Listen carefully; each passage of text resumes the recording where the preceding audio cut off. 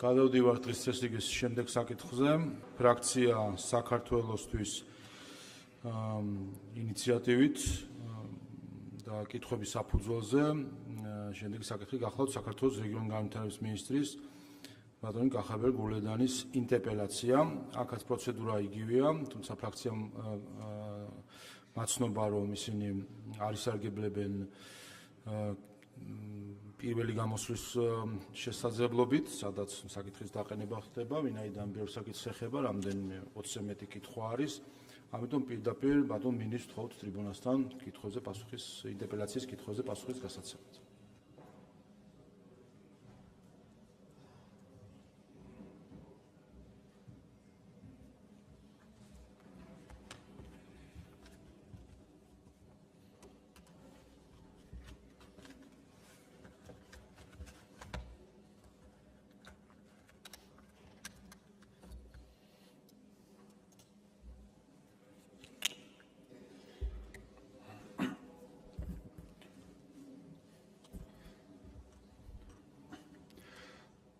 მივესალმები პარლამენტის თავმჯდომარეს, მოგესალმებით პატივცემულო დეპუტატებო, მივესალმები საზოგადოებას, ქალბატონებს, ბატონებს. დიდი მადლობა ამ შესაძლებლობისთვის, რომ დღეს პარლამენტის ტრიბუნიდან მაქვს შესაძლებლობა ვისაუბრო რეგიონული განვითარების სამინისტროზე, იმ გეგმებზე და გამოწვევებზე, რომელიც ჩვენ ახლად შექმნილ უწყებას აქვს. ეს არ არის ჩემთვის უბრალოდ ინტერპელაციის კითხვა-პასუხის ფორმა, ეს უფრო მეტია. რადგანაც მე მაქვს საშუალება დიალოგის უმაღლეს საკანონმდებლო ორგანოსთან. როგორც თქვენთვის ცნობილია, რეგიონული განვითარების სამინისტრო შეიქმნა გასული წლის აპრილში. და აქვე მინდა მადლობა გადაუხადო ჩემს თითოეულ თანამშრომლებს. სხვადასხვა უწყებიდან შეკრებილმა გუნდმა თავისი პროფესიონალიზმით და შრომის მოყვარეობით და მაღალი პასუხისგებლობით ერთად შევძელით, რომ შეძლების და ვღარად მოკლე დროში ჩამოგვაყალიბებინა ახალი სტრუქტურა. ჩვენი მიზანია, რომ რეგიონული განვითარების ერთიანი პოლიტიკის ფორმირება განვახორციელოთ და მაქსიმალურად შევეცადოთ, რომ რეგიონებს შორის იყოს მეტი თანასწორობა და ნაკლები უთანასწორობა. თანასწორობას რომ გულისხმობ, ეს არ ნიშნავს იმას, რომ რეგიონები უნდა იყოს ერთნაირად განვითარებული. გულისხმობთ იმას, რომ ყველგან რეგიონებში უნდა იყოს დაცული სტანდარტი და ყველგან უნდა იყოს ხელმისაწვდომი ინფრასტრუქტურა, სამუშაო ადგილები, სერვისები, განათლება, სხვა და სხვა. დღეს მზად ვარ განვიხილო დეტალურად ყველა ის გამოწვევა და ყველა ის მიღწევა, რაც ამ მოკლე დროში ჩვენ შევძელით და გულწრფელად და პირდაპირ უპასუხოთ თქვენს კითხვებს. რადგანაც მიმაჩნია, რომ გამჭვირვალობა და ანგარიშვალდებულება არის ჩვენი ხელისუფლების ერთ-ერთი უმნიშვნელოვანესი მონაპოვარი. ეხლა თქვენი ნებართვით გადავალ პირდაპირ კითხვებზე. წავიკითხავ კითხვებს და გავცემ პასუხებს. 2025 წელს განხორციელებული რეორგანიზაციის შედეგად რეგიონული განვითარების მიმართულება გამოიყო ინფრასტრუქტურის სამინისტროსთან ჩამოყალიბდა ცალკე უწყებად. გთხოვთ არგუმენტირებულად გამგვიმართოთ. ახალი დამოუკიდებელი სამინისტროს არსებობა რამდენად ეფექტიანია რეგიონების განვითარების ხელშეწყობის, დეცენტრალიზაცია, დეკონცენტრაციის მიმართულებით და გვაქვს თუ არა კონკრეტული ხელშესახების შედეგები, რომელიც ვერ დადგებოდა ძველი მოდელის პირობებში. და მეორე ბეკითხვა. სამინისტროს გაყოფამ ინფრასტრუქტურასა და რეგიონული განვითარების სამინისტროებად გამოიწვია თუ არა ბიუროკრატიული ხარჯების, წყილებში შენობა, ავტოპარკი, ადმინისტრაციული ხარჯების ზრდა. დადებით შემთხვევაში გაზრდილი ხარჯები რამდენად საპირწონეა იმ პროგრესის, რომელიც მიღწეული იქნა სამინისტროზე დაკისრებული ამოცანების გადასაწყვეტად. საქართველოს რეგიონული განვითარების სამინისტროს შექმნით ჩვენი აზრით დაიწყო ახალი რეგიონული განვითარების პოლიტიკის ფორმირების და განხორციელების ეტაპი. ცალკე რეგიონული სამინისტროს გამოტანა ეს არ არის მარტო ჩვენს ქვეყანაში პრეცედენტული, ეს სხვადასხვა ქვეყნებში აპრობირებული, განსაკუთრებით აღმოსავლეთ ევროპის ქვეყნებში და არა მარტო. ცხადია, არსებობს გამოწვევები და არსებობდა გამოწვევები. ხშირად რეგიონების საკითხები გაფანტულია ხოლმე სხვადასხვა უწყებებში და ხდება მათი ფრაგმენტაცია და ასე ვთქვათ, იკარგება სხვადასხვა უწყებებში. ჩვენ ვფიქრობთ, რომ რეგიონული სამინისტროს ძალკე გამოყოფით მოხდება უფრო მეტი კოორდინაცია და ნაკლები ფრაგმენტაცია. ერთიანი სტრატეგია რეგიონების განვითარების იქნება ჩვენი მთავრობის გაცხადებული სტრატეგია. რა თქმა უნდა, ახალ სამინისტროს ჩამოყალიბებას ყოველთვის ახლავს გარკვეული ხარჯები სხვადასხვა მიმართულებით. კითხვაც დასმული იყო და ამ კითხვაზე გაგცემთ დეტალურად პასუხს. რაც შეეხება შენობას. ჩვენ გადმოგვეცა სპეციალური საგამოძიებო სამსახურის ბალანსზე არსებული შენობა, ასე რომ ჩვენ შენობა არ შეგვიძენია. და ეს შენობა არის ახლა მშენებლობის სტადიაში, სავარაუდოდ დამთავრდება მიმდინარე წლის ბოლოს ან მომდევნო წლის დასაწყისში. რაც შეეხება ავტოპარკს, ავტოპარკზეც იყო შეკითხვა. დღეის მდგომარეობით სამინისტროში ფუნქციონირებს მოძველებული ავტოპარკი, ის ავტოპარკი, რომელიც ჩვენ ბალანსიდან ბალანსზე გადმოგვეცა. და ეს არის 21 ერთეული. ახალი ავტოპარკის შეძენა, შესყიდვა ჯერ არ გამიხორციელებია. რაც შეეხება შტატებს.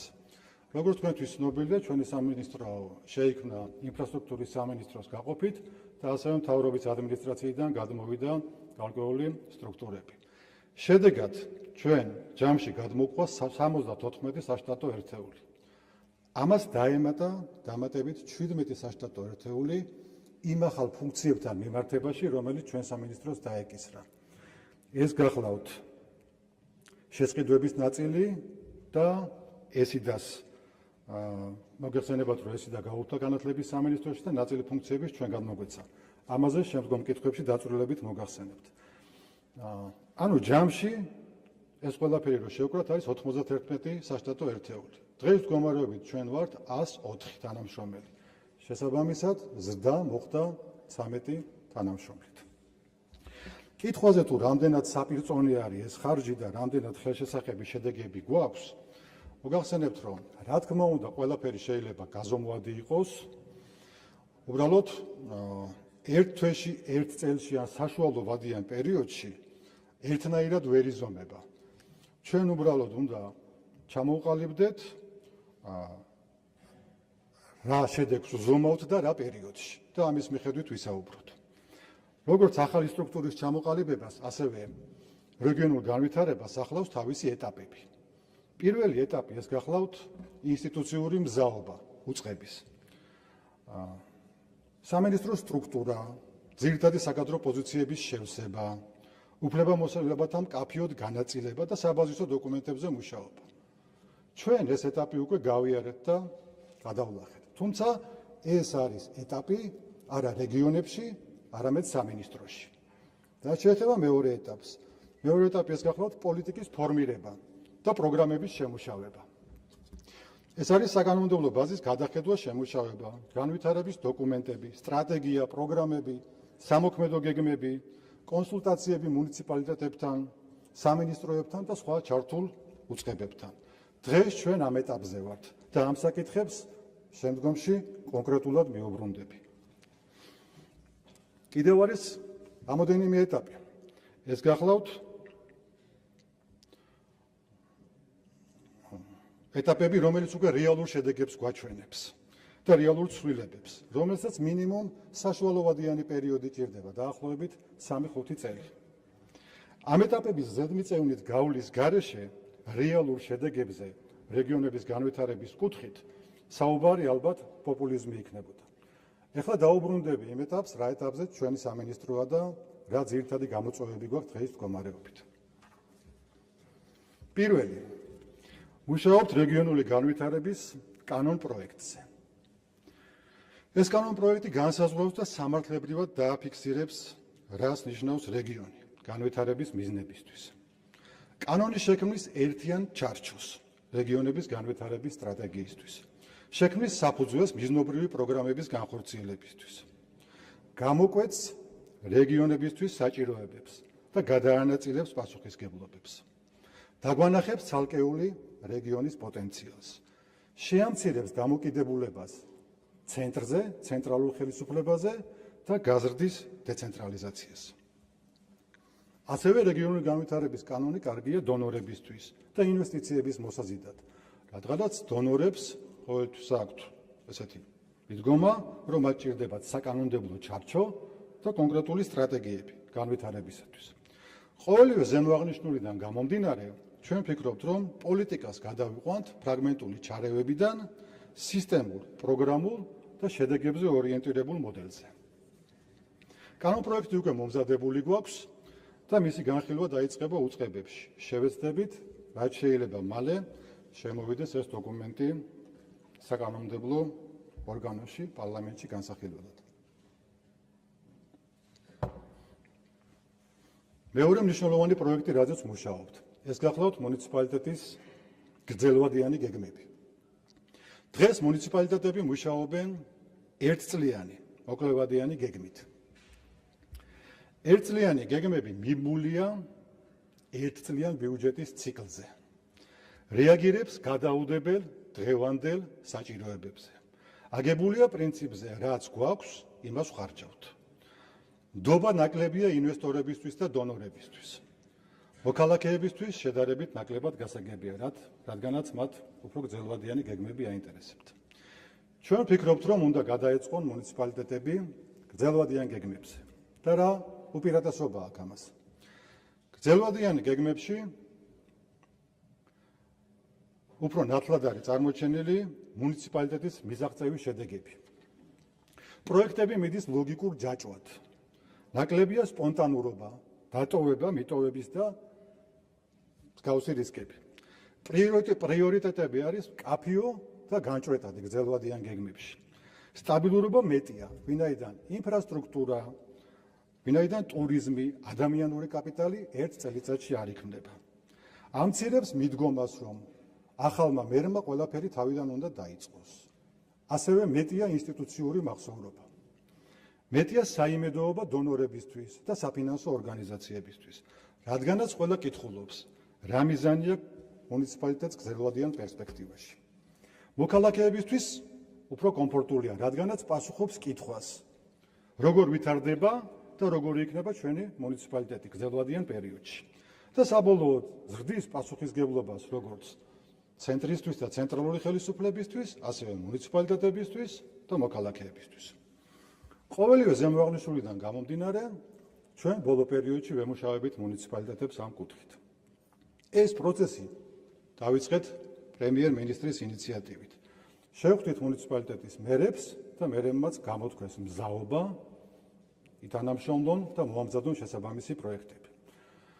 უფრო მეტიც, დღეის მდგომარეობით მუნიციპალიტეტების მიერ უკვე მომზადებულია გრძელვადიანი განვითარების დოკუმენტები და ასევე სამოქმედო გეგმა, რომელიც ასახავს თითოეულ მუნიციპალიტეტში არსებულ სოციალურ-ეკონომიკურ მდგომარეობას.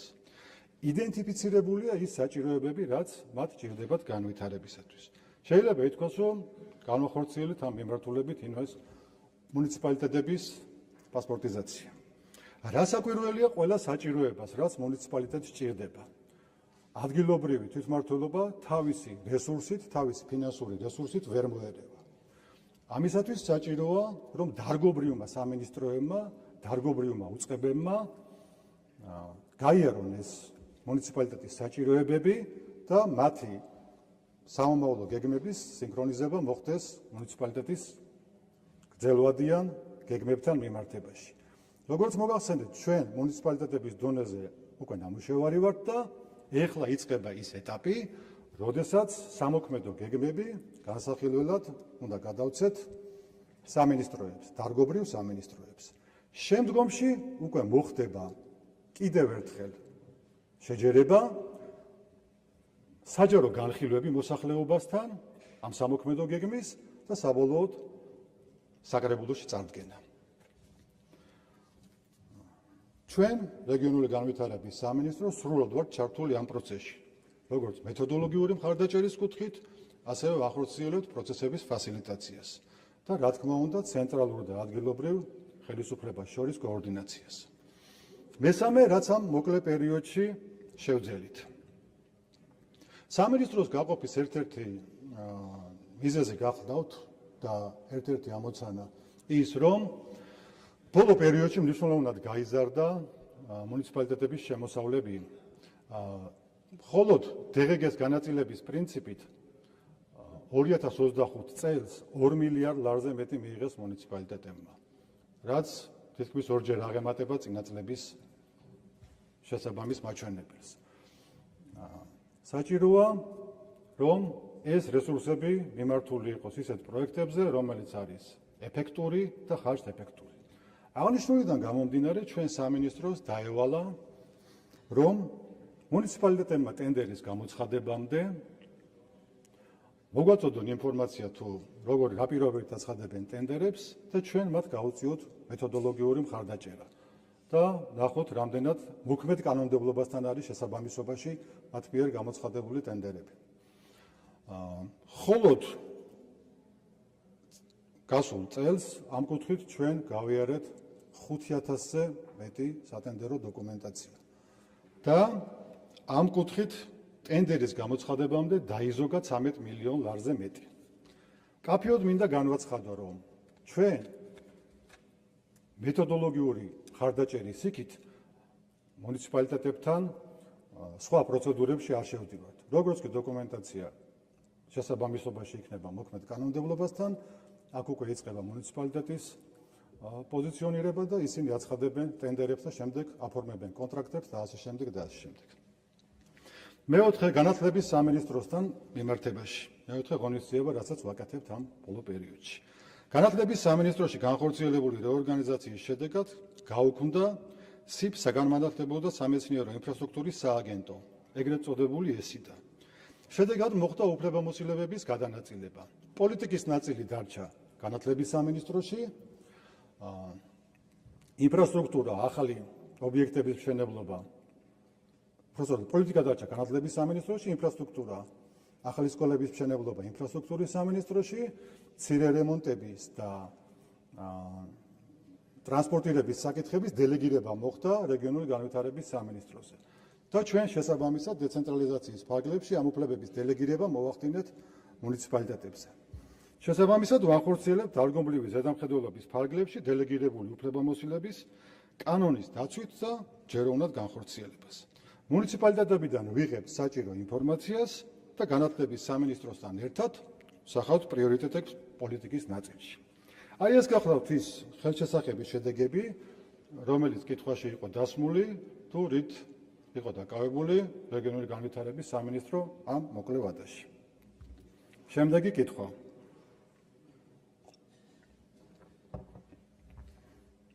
Orienta 26 წელს რის გაკეთებას აპირებთ მმართველობის სისტემის დეცენტრალიზაციის, დეკონცენტრაციისა და სახელმწიფო ხელისუფლების ორგანოებსა და მუნიციპალიტეტებს შორის უფლებამოსილებათა გამიჯვნის საკითხებზე. აგრეთვე მუნიციპალიტეტების ინსტიტუციური განვითარების მიმართულებით. პირველ კითხვაში მოკლედ მოგახსენეთ რეგიონული განვითარების კანონპროექტზე და გზადვადიან გეგმებზე. თუმცა ჩვენ არ გვისაუბრია ერთ მნიშვნელოვან საკითხზე, ეს გახლავთ მმართველობის დეცენტრალიზაცია. მნიშვნელოვანია აღვნიშნოთ, რომ ჩვენ ახალ უწყებას დახვდა უკვე შემუშავებული და დაპროცესებული დეცენტრალიზაციის სტრატეგია 2020-2025 წლების, რომელიც დასრულდა გასული წლის 31 დეკემბერს. და შესაბამისად რეგიონულმა სამინისტრომ გააგრძელა ეს, იმიტომ რომ დასრულებული არ იყო ჩვენ რასაც შევიქმნით. დაწყებულია მუშაობა ამ დეცენტრალიზაციის სტრატეგიის შეფასებაზე. და შეფასება უნდა განხორციელდეს წელს. მე თავს არ შეგაწყენთ იმაზე საუბრით, თუ ამ დეცენტრალიზაციის სტრატეგიით რა შედეგები იქნა მიღწეული. თუმცა რამოდენიმეს მაინც ჩამოგითვლით. პირველ რიგში ეს გახლავთ წეღან რაც ვახსენეთ 2 მილიარდ ლარზე მეტი დარჩა DGG-ს კომპონენტის ნაწილიდან მუნიციპალიტეტების ბიუჯეტებში. ასევე 8500-ზე მეტი ქონება გადაეცა მუნიციპალიტეტებს. ასევე გაფართოვდა თვითმმართველობის უფლებამოსილებების სხვადასხვა კუთხით. მიღებული იქნა 171 საკანონმდებლო ცვლილება ადგილობრივი თვითმმართველობის კოდექსთან დარგობრივი კანონმდებლობის ჰარმონიზაციისათვის. ამ ყველაფერს ჩვენ გავუკეთებთ შეფასებას 2026 წელს, ანუ როგორ ჩატარდა და როგორ განხორციელდა სტრატეგიასთან შესაბამისობა 2020-2025 და შემდეგ უკვე დავიწყებთ და შევქმნით ახალ დოკუმენტს, რომელიც იქნება გრძელვადიანი შემდგომი დეცენტრალიზაციის სტრატეგია. რა თქმა უნდა, ამ ახალი დეცენტრალიზაციის სტრატეგიის ფარგლებში კვლავაც გავაძლიერებთ მუნიციპალიტეტებს, მივცემთ მათ მეტ უფლებამოსილებლებს და მეტ ქონებას. განვიხილავთ სხვადასხვა ვერსიებს, დეტალურად აქაც არ შეგაწყენ თავს, უბრალოდ გეტყვით, რომ შესაძლებელია სოფლის მეურნეობის საკითხებში თქვა საძოვრების გადაცემაზე ვისაუბროთ, ჯანდაცვის სფეროში ვისაუბროთ პირველადი ჯანდაცვის კომპონენტების გადაცემაზე, წყალმომარაგების საკითხებზე და სხვა და სხვაზე. ასე რომ ახალი დოკუმენტების შემუშავების პროცესში ხელახლა გვინდა გავხსნათ კონსულტაციების და ფართო განხილვების ფარგლარა სათანადო კვლევებთან ერთად. შემდეგი კითხვა: რას ფიქრობთ სოფლის მხარდაჭერის პროგრამასთან დაკავშირებით, რომელიც საზოგადოების დიდი ნაწილის შეფასებით არაეფექტიანია და შესაძლოა დაკავშირებული იყოს კორუფციულ გარიგებებთან. გაქვთ თუ არა კონკრეტული გეგმა ამ პროგრამის ეფექტიან და საზოგადოების ინტერესებზე მორგებულ პროგრამად გარდაქმნა ჩამოყალიბებაზე. პირველ რიგში მინდა აღვნიშნო, რომ ვერ დაგეთანხმებით იმ ნაწილში, რომ ეს პროგრამა არის არაეფექტიანი. აღნიშნული პროგრამა მუშაობდა წლების განმავლობაში და ერთხელ უკვე ეს პროგრამა გაუქმდა. ხოლო შემდგომ მოსახლეობის ინტერესების და ფართო ინტერესების გათვალისწინებით ამ პროგრამამ ფუნქციონირება ისევ გააგრძელა და დღესაც მუშაობს. მას შემდეგ, რაც შეიქმნა რეგიონული განვითარების სამინისტრო, ჩვენ კიდევ ერთხელ მიუბრუნდით ამ საკითხს და განვიხილეთ მუნიციპალიტეტის მერებთან, დეპუტატებთან და ასევე განვიხილეთ ბატონ ირაკლისთან კომიტეტის ფორმატში, სადაც მერებიც, დეპუტატებიც ესწრებოდნენ. არსებობს ასთა სხვადასხვაობა, თუმცა ამ ეტაპზე ჩვენ არ მივიცნებთ მიზანშეწონილად ამ პროგრამის გაუქმებას, რადგანაც ამ პროგრამას ყავს თავისი კონკრეტული ბენეფიციარები და ეს არის პროგრამა, რომელიც მისაწვდომი არის აბსოლუტურად ყველა სოფლისთვის და ამ პროგრამაში ყველაზე მეტია მოქალაქეთა ჩართულობა. შესაძლებელია მას შემდეგ რაც ჩვენ როგორც წეღან ვახსენე გრძელვადიან გეგმებზე გადავალთ მუნიციპალიტეტების, გრძელვადიან გეგმებში აისახოს ყველა სოფლის საჭიროება და მოხდეს ამ პროგრამის მოდერნიზება. თუმცა მიმდინარე წელს ამ პროგრამის გაუქმებას არ განვიხილავთ. რაც შეეხება კორუფციულ რისკებს, რომელიც თქვენ ბრძანეთ, ამაზე კომენტარს ვერ გავაკეთებ. კორუფციული რისკი შეიძლება ნებისმიერ საქმიანობაში იყოს და ეს საკითხი ცდება ჩვენი სამინისტროს კომპეტენციას. თქვენ უწყებას აქვს თუ არა შესწავლილი თუნდაც ბოლო 2-3 წლის განმავლობაში სოფლის მხარდაჭერის პროგრამის ფარგლებში დაფინანსებული და განხორციელებული რამდენი პროექტი საჭიროებს თავიდან განხორციელებას. ან და სრულ ნაწილობრივ რეაბილიტაციას და რა მიზეზით.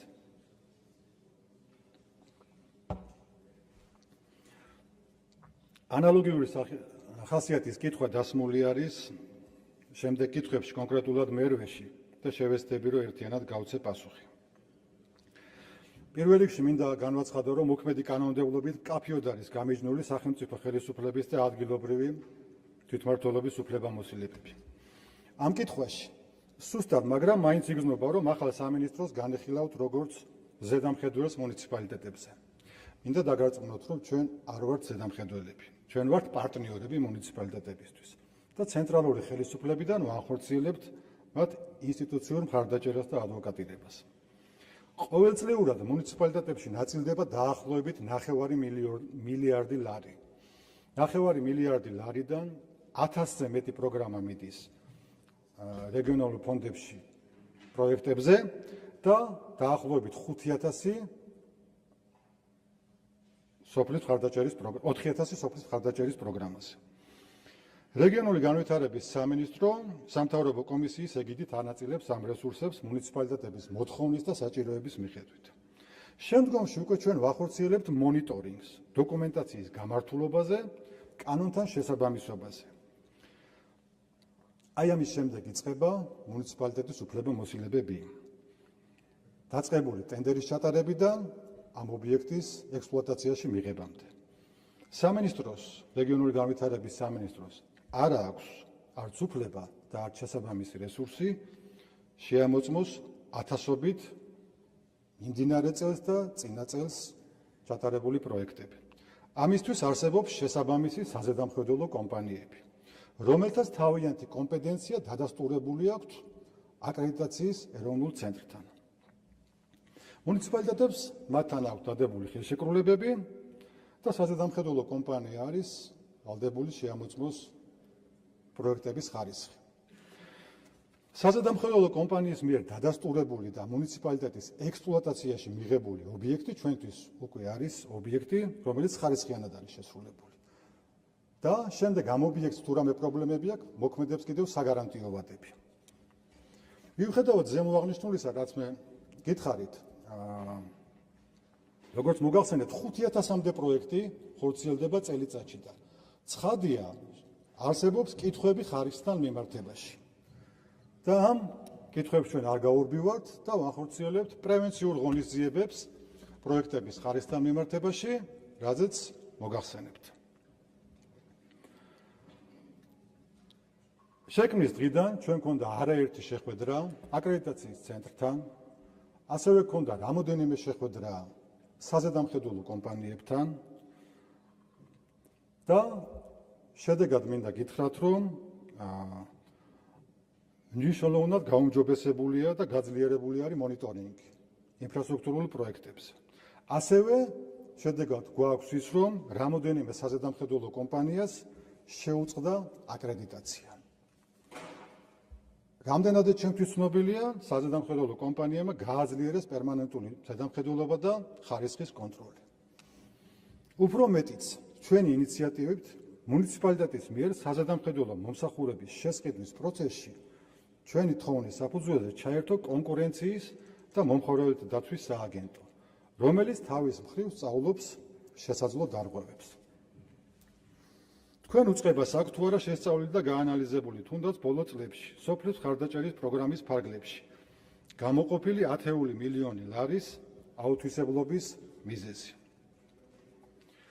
ინფრასტრუქტურულ პროექტებში, როგორც სოფლის მხარდაჭერის პროგრამაში, ასევე სხვა პროგრამებში შესაძლებელია მრავალი მიზეზი არსებობდეს აუთვისებლობის. პირველი შეიძლება იყოს გასაჩივრებული ტენდერები. ხშირია შემთხვევები, როდესაც კომპანიები, რომლებიც ვერ იგებენ ტენდერებს, სასამართლოში ან დავების საბჭოში ასაჩივრებენ. პროცესი იწელება და ზოგიერთ შემთხვევაში იწელება პროექტის დაწყება დასრულებაც. არის შემთხვევები, როდესაც მიმდინარე პროექტში ხდება რეალობიდან გამომდინარე კორექტირების შეტანა. ესეც ხშირად აფერხებს სამუშაო პროცესს. გვაქვს კომპანიების, კონტრაქტორი კომპანიების მხრიდან საქმის არაჯეროვნად ვადაში შეუსრულებლობის ფაქტები და ესეც მიზეზია. კლიმატური პირობები, სტიქიური მოვლენები და ფორს-მაჟორული სიტუაციები. აი ეს გახლავთ ძირითადი აუთვისებლობის მიზეზები. ეხლა რაც შეეხება სტატისტიკას, სოფლის მხარდაჭერის პროგრამის ფარგლებში აუთვისებელი თანხები 2003 წელს იყო 6 მილიონი და ათვისება 85%, 2024 წელს 5.2 მილიონი ლარი და ათვისება 87% და 2025 წელს 7.6 მილიონი ლარის აუთვისებლობა და შესრულება 81%. კიდევ ეს დავამატებ, რომ რაც შეეხება ამ აუთვისებელ თანხებს, ეს თანხები რჩება მუნიციპალიტეტებში და იმ წელს საანგარიშგებო წელს თუ ვერ ხერხდება ამის ათვისება, პროექტები მაინც ხორციელდება მომავალ წელს. შემდეგი კითხვა. მაღალმთიანი და კონფლიქტისპირა დასახლებების სტრატეგიული მნიშვნელობიდან გამომდინარე მაღალმთიანი რეგიონების განვითარების შესახებ საქართველოს კანონის საფუძველზე. გააქვთ თუ არა შესწავლილი და გაანალიზებული მაღალმთიანი რეგიონებთან დაკავშირებული ძირითადი პრობლემები, მიგრაციული, დემოგრაფიული, სოციალური, ჯანდაცვის, განათლების, ინფრასტრუქტურის და სხვა.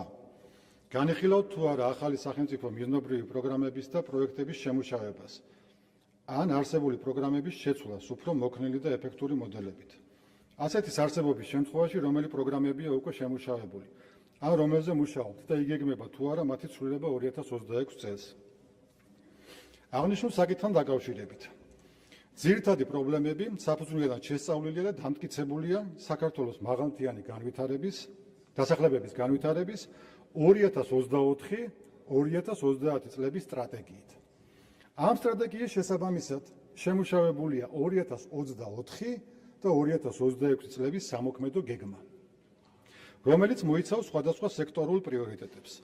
სამოქმედო გეგმა შესაბამისობაშია იმ გამოწვევებთან, რაც დაკავშირებულია მაღალმთიან რეგიონებში არსებულ პრობლემებთან.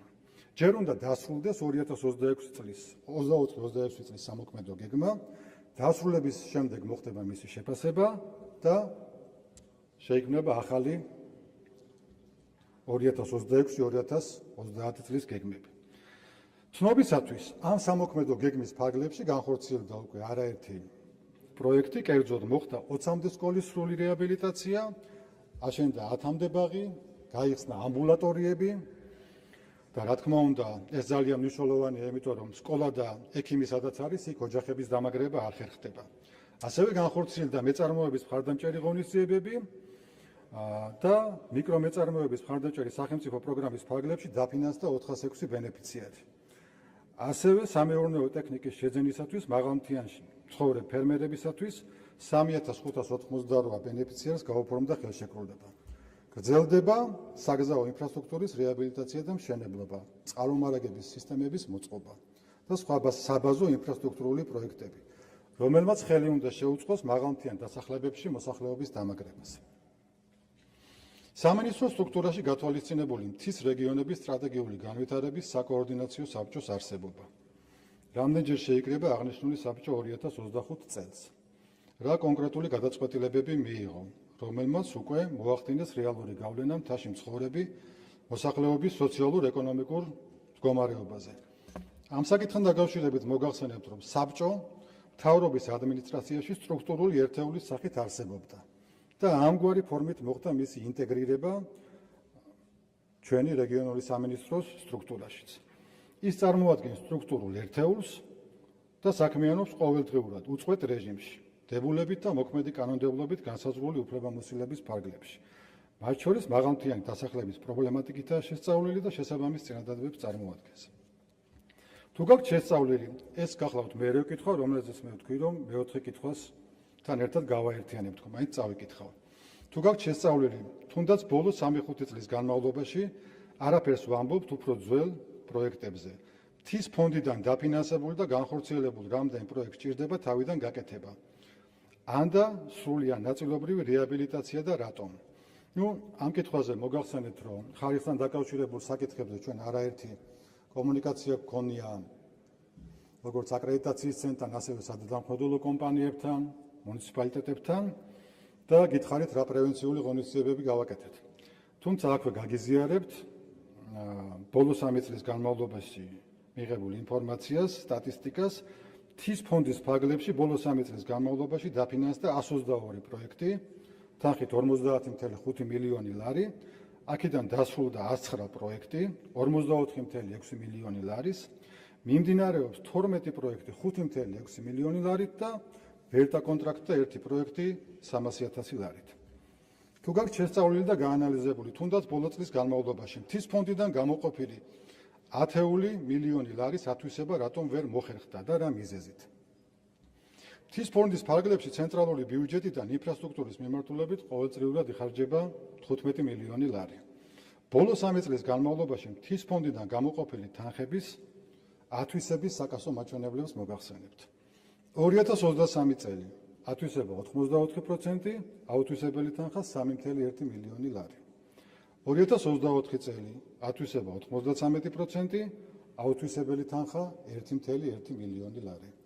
2025 წელი ათვისების მაჩვენებელი 88%, აუთვისებელი თანხა 1,8 მილიონი ლარი. აუთვისებლობის, თუმცა აქ 10 მილიონებზე ნამდვილად არ არის საუბარი, ძირითადი მიზეზები გახლავთ პრობლემური კონტრაქტორები, აშენდგარი ტენდერები და მთის მკაცრი კლიმატური პირობები, რთული რელიეფი და მოკლე სამუშაო პერიოდი. რაც შეეხება აუთვისებელ თანხებს, ესეც რჩება მუნიციპალიტეტებში და ხმარდება ისევ ინფრასტრუქტურულ პროექტებს. ეთანხმებით თუ არა მოსაზრებას, რომელსაც ფინანსთა სამინისტრო და ინფრასტრუქტურის სამინისტრო არ ითვალისწინებენ, რომ მთის ფონდისთვის დაფინანსების გაზრდის აუცილებლობა უკვე რამოდენიმე წელია წარმოადგენს მაღალმთიანი დასახლებებისთვის კრიტიკულად მნიშვნელოვან საკითხს და ასევე მიზანშეწონილია მოხდეს მათი ხარჯვის მიზნობრიობის გადახედვა სხვადასხვა მიმართულებით გაფართოების მიზნით.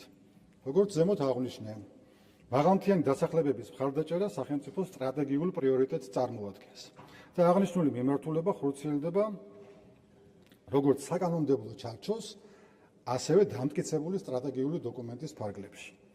და ჩვენ, როგორც რეგიონული განვითარების სამინისტრო, ყოველთვის დაუჭერთ მხარს დაფინანსების გაზრდას.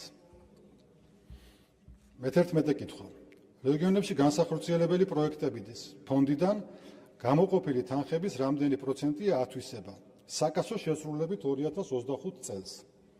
ასევე რეგიონებში განსახორციელებელი პროექტების ფონდის ფარგლებში 2025 წელს რამდენი ინფრასტრუქტურული პროექტი დაფინანსდა.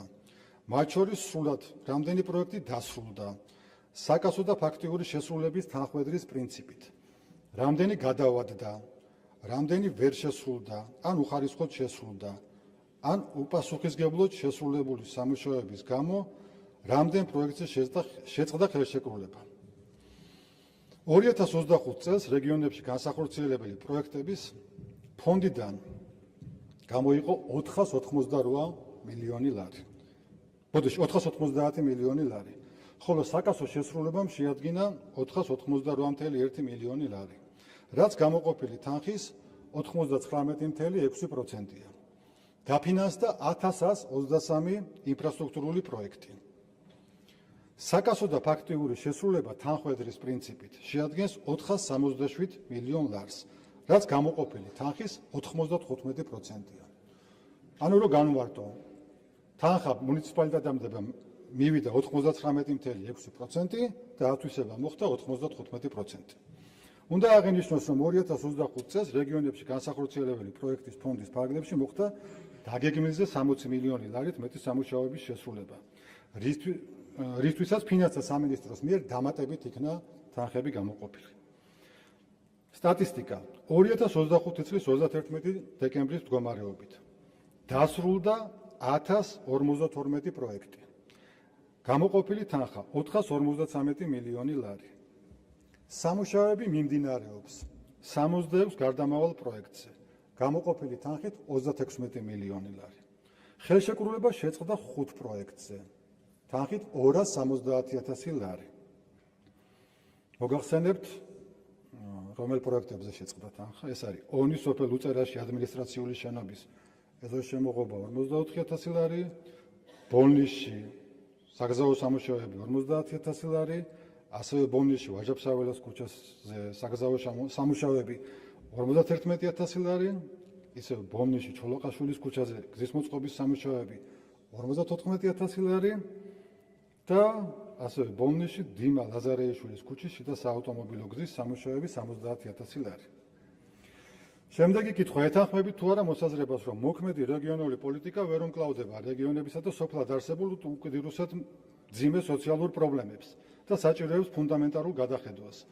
თუ იზიარებთ ამ მოსაზრებას, გთხოვთ განმარტოთ, რა ცვლილებებს გეგმავს თქვენი უწყება მიმდინარე წელს და რა ახალ მიდგომებს თავაზობს რეგიონებსა და სოფლად ცხოვრებ მოსახლეობას და რა არის რეგიონების განვითარების სამინისტროს 2026 წლის პრიორიტეტები.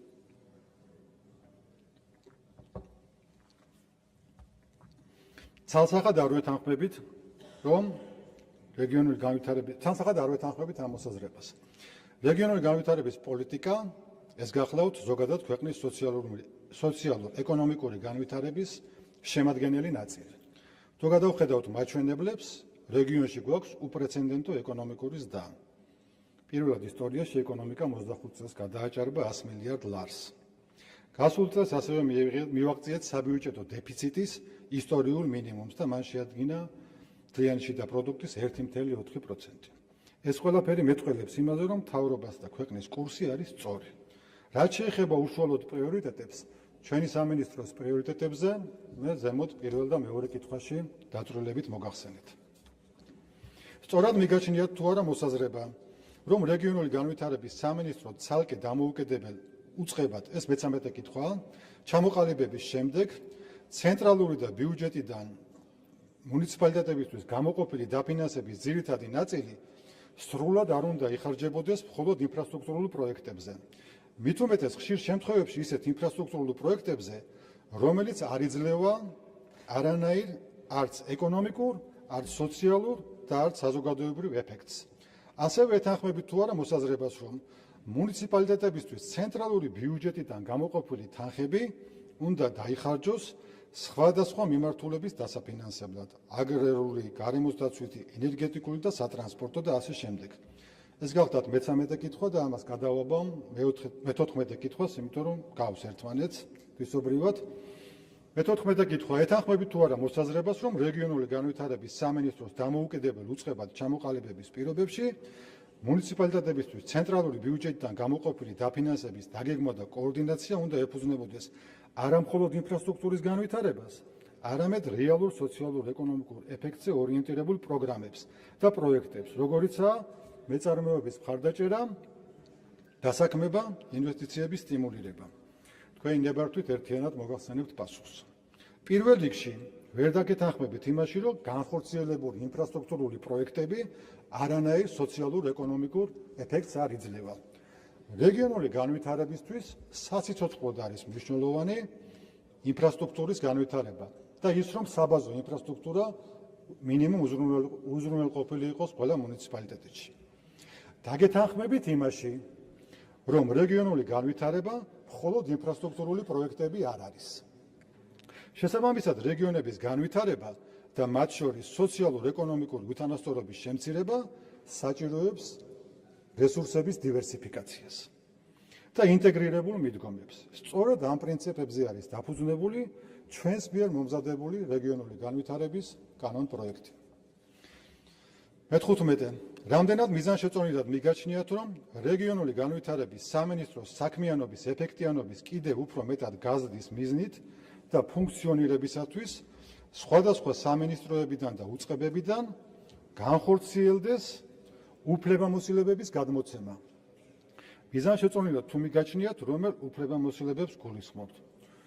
ამაზე გიპასუხებთ, რომ სამინისტროს მიზნების მიღწევისათვის ფიქრობთ, რომ საკმარისი უფლებამოსილებები გვაქვს და ამ ეტაპზე ამ კუთხით არანაირ ცვლილებებს არ განვიხილავთ. გვაქვს მჭიდრო კოორდინაცია, როგორც ცენტრალურ ხელისუფლებასთან და შესაბამის უწყებებთან, ასევე მუნიციპალიტეტებთან. შემდეგი, 2025 წელს რეგიონული განვითარების სამინისტრო ცალკე გამოყოფა ინფრასტრუქტურის სამინისტროდან მიზნად ისახავდა რეგიონული პოლიტიკის გაძლიერებას. თუმცა თქვენი დებულების იქ ქვეპუნქტით გათვალისწინებული დასაქმების პრობლემის რეგულირება და მეწარმეობის მხარდაჭერა ასევე ეკუთვნის ეკონომიკისა და მდგრადი განვითარების სამინისტროს და მის სააგენტოს ფუნქციებს. აწარმოებს საქართველოს. კონკრეტულად რა განსხვავებული ინსტრუმენტი გაქვთ თქვენ რეგიონში ინვესტიციის მოსაზიდად? ისეთი, რომელიც არ გააჩნია ეკონომიკის სამინისტროს და ამ მიმართულებით რა ღონისძიებები გაატარეთ? ან გაქვთ დაგეგმილი? შემთხვევით ხომ არ მივიღეთ რეალური შედეგის ნაცვლად გაზრდილი ბიუროკრატია? ეს კითხვა უკვე ნაწილობრივ ასახულია წინა პასუხში. რეგიონული განვითარების სამინისტროს მანდატი არ გახლავთ ეკონომიკის სამინისტროს ფუნქციების დუბლირება. განსხვავება არის მიდგომაში. ეკონომიკის სამინისტრო და სააგენტო აწარმოებს საქართველოს მუშაობენ კონკრეტულ ბიზნესზე, ინვესტორზე, პროექტის დონეზე. ჩვენი ინსტრუმენტი კი გახლავთ ტერიტორიული და ინტეგრირებული განვითარება, ანუ იმ გარემოს შექმნა, სადაც ინვესტიცია გრძელვადიანად ხდება სიცოცხლისუნარიანი და პროდუქტიული. ამიტომ სამინისტროს გამოყოფა არ ნიშნავს ადმინისტრაციულ გაბერვას. ეს ნიშნავს რეგიონული პოლიტიკის გაძლიერებას და შედეგის გაზომვას იქ, სადაც მოქალაქეები ცხოვრობენ და მუშაობენ. დებულებაში წერია დასაქმების პროგრამის რეგულირება და ახალი სამუშაო ადგილების შექმნა. ეს ძალიან ამბიციური განაცხადია იმ ფონზე, როდესაც რეგიონებიდან შრომისუნარიანი მოსახლეობის გადინება ისტორიულ მაქსიმუმზეა. იღებთ თუ არა პასუხისგებლობას, რომ თქვენი პოლიტიკის შედეგად რეგიონებში უმუშევრობის დონე შემცირდა და კიდევ შემცირდება და ამ კუთხით რა კონკრეტული ქმედითი ნაბიჯები გადაიდგა. შემუშავებული გაქვთ გრძელვადიანი სტრატეგია თუ როგორ უნდა განხორციელდეს საინვესტიციო სტიმულირება რეგიონებში. შემუშავებული გაქვთ თუ რაიმე ჩარჩო დოკუმენტი ან გეგმა, რომელიც ხელს შეუწყობს რეგიონებში სამეწარმეო საქმიანობის განვითარებას. როგორც მოგახსენეთ, ჩვენი მიზანი არ გახლავთ ცალკეული საკითხებით დუბლირებით რეგულირება. ამ და სხვა ფუნქციებს, რასაც თქვენ გაიცანით, დებულებაში აქვს თქმა შინაარსი. რადგან უკვე მოგახსენეთ და კიდევ განვარტავთ, რომ ჩვენ ავიღებთ პასუხისგებლობას, რომ რეგიონული პოლიტიკის, ინტეგრირებული ტერიტორიული მიდგომების და მათ თანამდებად სწორი პოლიტიკით ნამდვილად ვიქნებით ერთ-ერთი მთავარი აქტორი ადგილობრივ დონეზე ცხოვრების გაუმჯობესების, მათ შორის მოსახლეობის ტერიტორიული დამაგრების და დასაქმების კუთხით. გვაქვს თუ არა სტრატეგია? ჩვენ სტრატეგიაზე და გეგმებზე უკვე მოგახსენეთ დასაწყისში. სამინისტრო უფლებამოსილების ფარგლებში ვალდებულია განავითაროს ურთიერთობა საერთაშორისო პარტნიორებთან, საერთაშორისო ორგანიზაციებთან, საფინანსო ინსტიტუტებთან და დონორ ორგანიზაციებთან. ბოლო დროს საქართველოს საგარეო პოლიტიკის ფონზე მნიშვნელოვნად შემცირდა საერთაშორისო ორგანიზაციების მიერ დაფინანსება და ხელშეწყობა, ხოლო რეგიონული პროგრამების მხარდაჭერა შეჩერდა. გაქვთ თუ არა კონკრეტული ხედვა, როგორ უნდა მოხდეს აღნიშნული დაფინანსების დეფიციტის აღმოფხვრა? არსებობს სტრატეგია, როგორ დაარწმუნონ დონორები, კვლავ განახორციელონ რეგიონული და მუნიციპალური პროექტების მხარდაჭერა. საერთაშორისო მხარდაჭერის მიმართულებით მინდა აღნიშნო, რომ თანამშრომლობას ვაგრძელებთ. მიმდინარე პროექტები, რომლებიც რეგიონულ და ადგილობრივი თვითმმართველობის განვითარებასთანაა დაკავშირებული, ამ ეტაპზე ისევ მიმდინარეობს. მაგალითად, GIZ-ი, მდგრადი ურბანული განვითარება, მონაწილეობითი ფინანსური მმართველობა მუნიციპალურ დონეზე, SDC, ადგილობრივი ეკონომიკური განვითარების პროექტი, UNICEF-ი, სოციალური პოლიტიკა და ბავშვის უფლებები, UNDP, კლიმატით გამოწვეული კატასტროფების რისკის შემცირება საქართველოში. ჯამში დღის მდგომარეობით დაახლოებით 5-6 ასეთი მიმდინარე პროექტია. მიმდინარე პროექტების გარდა არსებობს დაინტერესება ახალი პროექტების დაწყების, რაზეც სამინისტროს აქვს მზაობა და ამ ეტაპზე მიმდინარეობს წინასწარი კონსულტაციები. 19 კითხვა. რეგიონული სამინისტროს უფლებამოსილებებს განეკუთვნება მთის კურორტებსა და სამთო ტურიზმის განვითარების ხელშეწყობა. ალბათ მოგეხსენებათ, ხშირია უკმაყოფილება როგორც ადგილობრივი დამსვენებლების, ასე უცხოელი ტურისტების მხრიდან. მთის და განსაკუთრებით სამთო სათხილამურო კურორტებზე მოუწესრიგებელი ინფრასტრუქტურის შესახებ. სამთო სათხილამურო კურორტებზე ხშირია შემთხვევები დამსვენებლებს კვირის განმავლობაში არ მიეწოდებათ წყალი. ხშირია პარკირების და გადაადგილების პრობლემები, რაც ზოგადი და საგზაო ინფრასტრუქტურის გაუმართავობითაა გამოწვეული. მნიშვნელოვანია ასევე ექსტრემალური სპორტის სფეროში დასაქმებული კადრების ლიცენზირების საკითხი. იქიდან გამომდინარე, რომ ბოლო წლებში ჰქონდა რამდენიმე ფატალური შემთხვევა, რაც კონკრეტულ სპორტის სახეობაში დასაქმებული ადამიანების გამოუცდელობით და პრაქტიკის არ ქონით იყო გამოწვეული. ამ და სხვა ბევრი საკითხის გათვალისწინებით, რა სტრატეგია აქვს სამინისტროს სამთო სათხილამურო კურორტების განვითარებასთან დაკავშირებით. მთის კურორტებთან დაკავშირებით არსებობს კონკრეტული გამოწვევები, რაც თქვენ კითხვებში არის ასახული. და შესაბამის უწყებებთან კოორდინაციაში მაქსიმალურად მუშაობთ პრობლემების მოგვარებაზე. მათთან ერთად ხორციელდება არაერთი პრევენციული ღონისძიება. სატრანსპორტო საშუალებების დაუბრკოლებლად მოძრაობისა და წესრიგის უზრუნველსაყოფად შინაგან საქმეთა სამინისტროსთან კოორდინაციით მოხდა პარკინგის შესაძლებლობის ფარგლებში მაქსიმალურად მოწესრიგება, მონიტორინგის გაძლიერება და საჯარიმო ადგილების გამოყოფა. ამ მიზნით მუნიციპალიტეტებმა დამატებით შეიძინეს ევაკუატორების მომსახურება. დამატებით მუშაობთ ეკონომიკის და ინფრასტრუქტურის სამინისტროებთან, რათა მოხდეს დამატებითი საპარკინგე სივრცეების მოწყობა და მაქსიმალურად განიტვირთოს უშუალოდ კურორტის ზონაში ტრანსპორტის მოძრაობა. გზების დეპარტამენტისა და კურორტების განვითარების სააგენტოს ჩართულობით.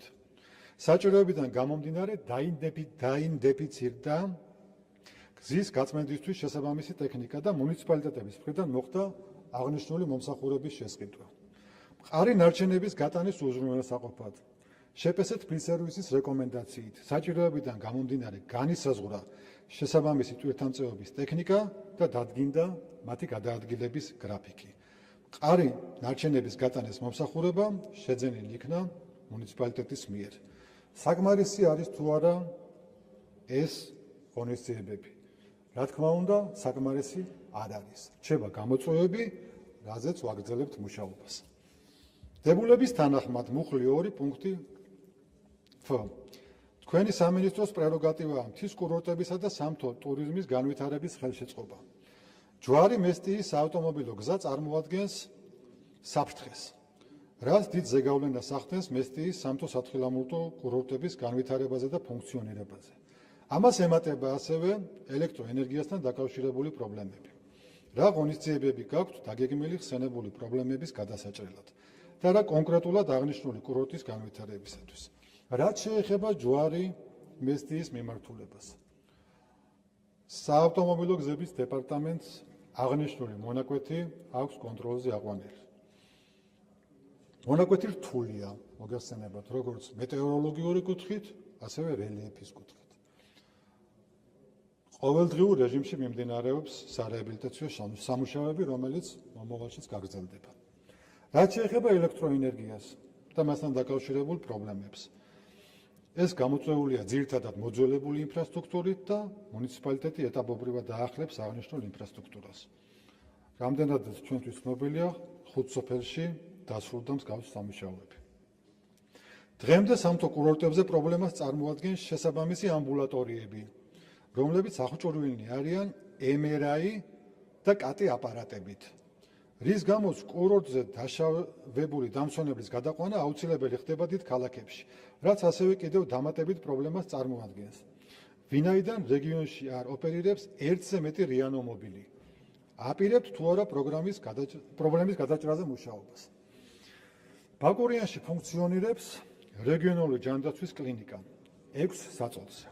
კლინიკა ემსახურება როგორც ადგილობრივ მოსახლეობას, ისე დამსვენებლებს. მთელი წლის განმავლობაში ხელმისაწვდომია გადაუდებელი დახმარება. სხვადასხვა ექიმ სპეციალისტების კონსულტაცია, ქირურგის, ტრავმატოლოგის, პედიატრის, კარდიოლოგის, თერაპევტის, ასევე რენტგენო-დიაგნოსტიკა, ეკოსკოპია, ელექტროკარდიოგრაფია. კლინიკა აღჭურვილია 3 ხელოვნური სუნთქვის აპარატით, კარდიო მონიტორებითა და დეფიბრილატორით. ზამთრის სეზონისთვის მოეწყო დამატებით სათაბაშირე სივრცეც.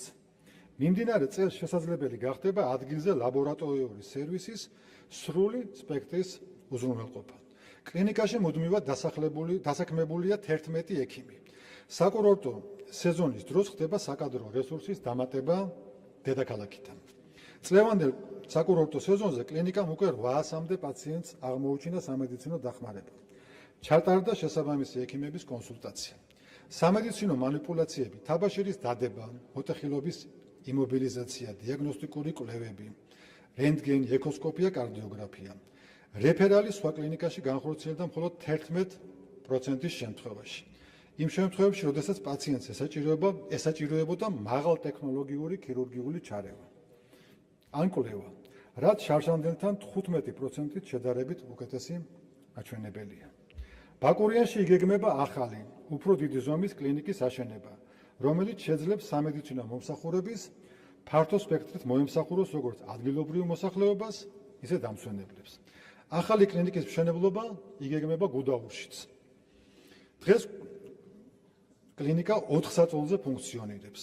ხელმისაწვდომია გადაუდებელი დახმარება, ტრავმატოლოგის კონსულტაცია, რენტგენოლოგიური კვლევა. მუდმივად დასაქმებული 4 ექიმი ყავს. სეზონურობის გათვალისწინებით ძლიერდება საკადრო რესურსი. მაგალითად, წელს 4 ტრავმატოლოგი დაემატა საკურორტო პერიოდში. კლინიკამ იანვრიდან 700-მდე პაციენტი გაატარა. შემდეგი კითხვა. რეგიონული განვითარების სამინისტროს მნიშვნელოვანი ფუნქციაა კომპეტენციის ფარგლებში სტიქიური მოვლენების შედეგად სალიკვიდაციო ღონისძიებების მომზადება, განხორციელება და განხორციელებაში მონაწილეობა. ბოლო წლებში ნათლად გამოჩნდა, რომ სახელმწიფოსთვის პრიორიტეტულია სტიქიური მოვლენების წინასწარი პრევენცია და დროული გამოვლენა. შოვის ტრაგედია ცხადი მაგალითია. თუ რა მძიმე შედეგებს იწვევს დაგვიანებული რეაგირება.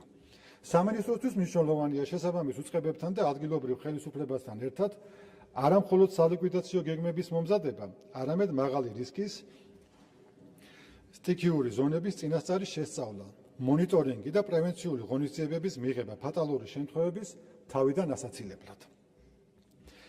მუშაობ თუ არა მუნიციპალიტეტებთან და შესაბამის უწყებებთან ერთად სტიქიური რისკების მონიტორინგსა და პრევენციაზე. პასუხობთ. მიმდინარე წელს ამოქმედდება სტიქიის პრევენციის სახელმწიფო პროგრამა. აღნიშნული პროგრამა გარკვეულწილად დაეხმარება მუნიციპალიტეტებს სტიქიის მიმართულებით იმუშაოთ. არა მხოლოდ სალიკვიდაციო ღონისძიებების, არამედ პრევენციის მიმართულებითაც.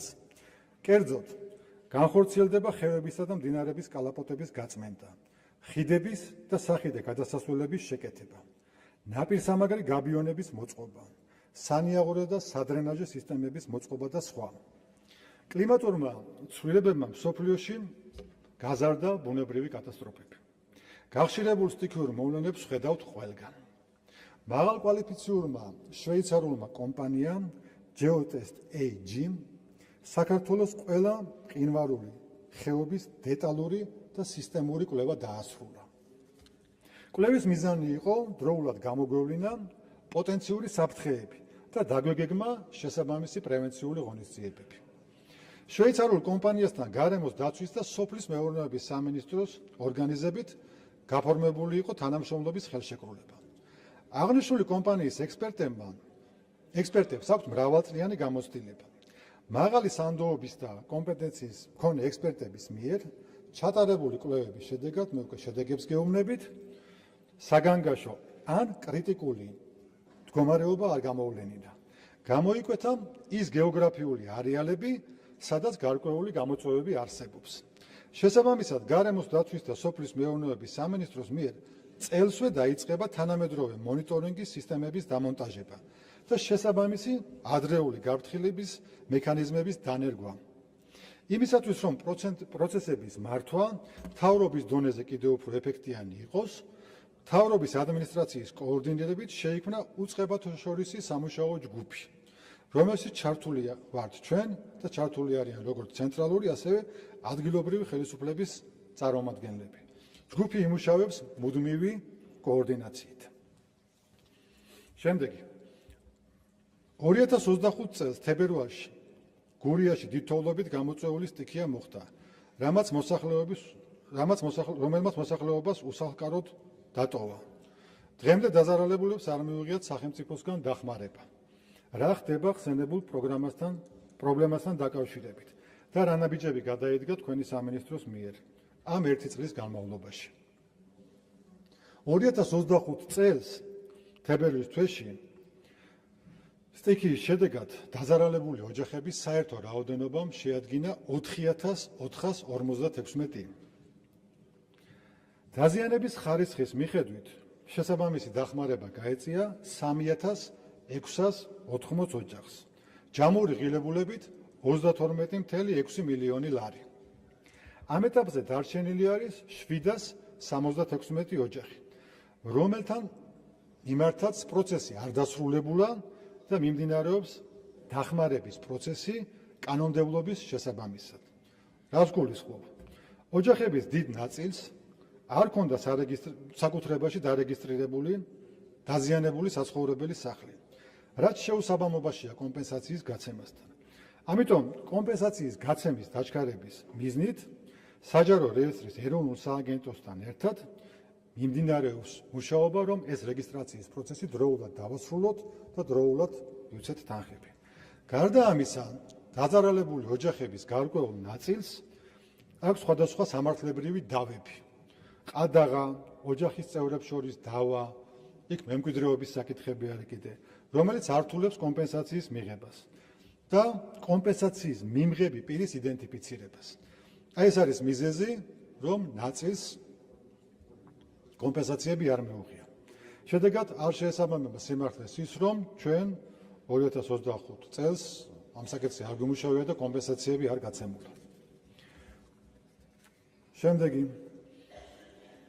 საქართველოს მთავრობის 2025 წლის 30 ივლისის 1200 მეშვიდე განკარგულებით საქართველოს რეგიონებში განსახორციელებელ პროექტის ფონდიდან მოქალაქეთა ჩართულობის განვითარების ხელშეწყობის ინიციატივით განსახორციელებლად გამოიყო 20 მილიონი ლარი. განკარგულების თანახმად ამ პროექტების მიმდინარეობასა და შესრულებაზე საერთო კოორდინაციას და მონიტორინგს ახორციელებს საქართველოს რეგიონული განვითარების სამინისტრო. 20 მილიონი ლარიდან ჯამურად რამდენ მუნიციპალიტეტში მოხდა გამოყოფილ თანხებზე სრულად ხელშეკრულების გაფორმება, რამდენ მუნიციპალიტეტში ვერ მოხერხდა ხელშეკრულების გაფორმება და რამდენი დარჩა აუთვისებელი და რა მიზეზით.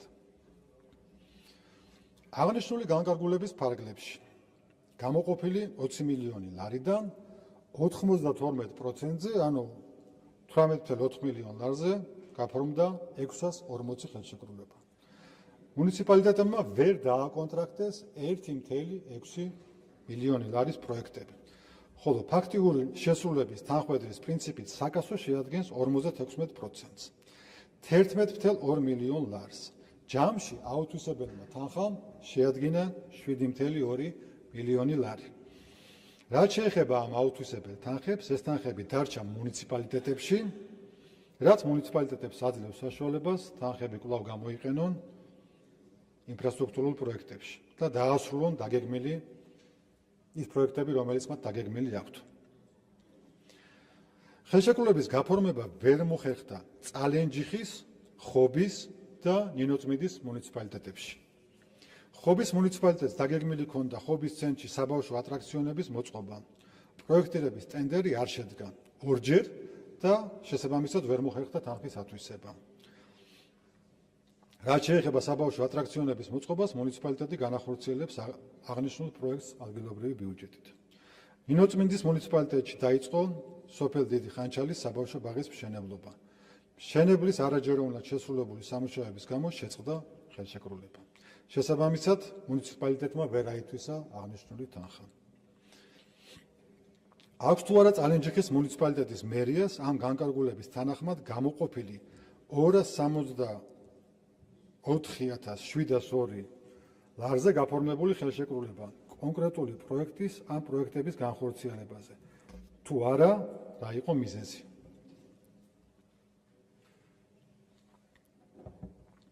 წალენჯიხის მუნიციპალიტეტს გამოყოფილ თანხაზე არ გაუფორმებია ხელშეკრულება. მუნიციპალიტეტის განმარტებით თავდაპირველად დაგეგმილი პროექტი, ეს გახდა ტერენტი გრანელის პარკში ფიტნეს ცენტრის მოწყობა, ჩანაცვლა სხვა პრიორიტეტით, ვინაიდან მუნიციპალიტეტის განვითარების ფონდმა აიღო აღნიშნული პროექტის და პარკის რეაბილიტაცია. უბრალოდ პარკის რეაბილიტაცია. ახალი პრიორიტეტი იყო სოფელ ლიაში დედათა მონასტერთან მისასვლელი გზის რეაბილიტაციის პროექტირება. ეს დაგვიანდა, ტენდერის გამოცხადება მოხდა დეკემბერში, ამიტომ ვერ მოესწრო ამის დაკონტრაქტებაც. საქართველოს მუნიციპალიტეტებში არსებულ საჯარო სკოლებში ბავშვების ტრანსპორტირება ყველა სოფლეს, მოქმედ ყველა სკოლაში სრულად არის უზრუნველყოფილი.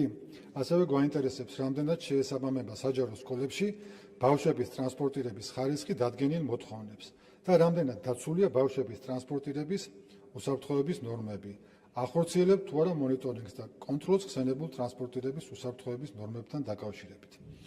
2019 წლიდან მოსწავლეთა საჯარო სკოლებში ტრანსპორტირების საკითხი დელეგირდებოდა მუნიციპალიტეტებზე.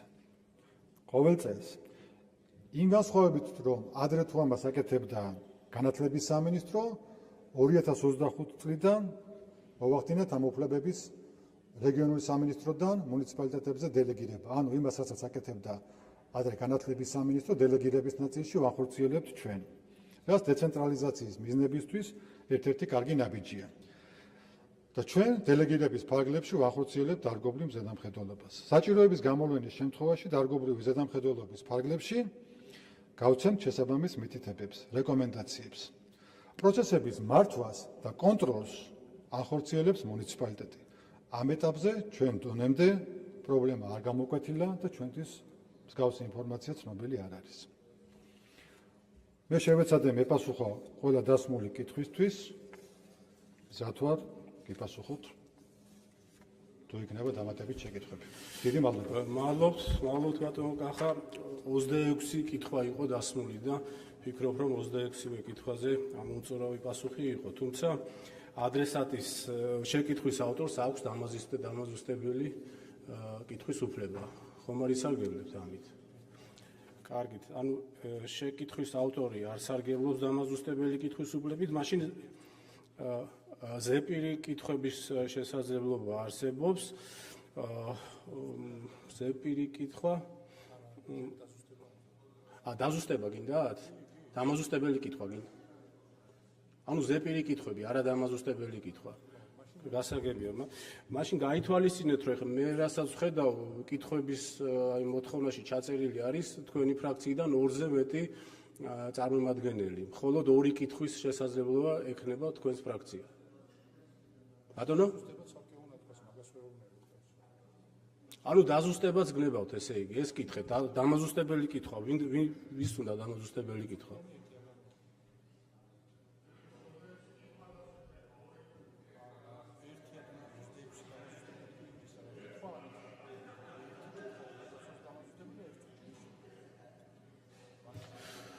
სალომე ყობალაძე დასვამს 1 წუთი დამაზუსტებელი კითხვა.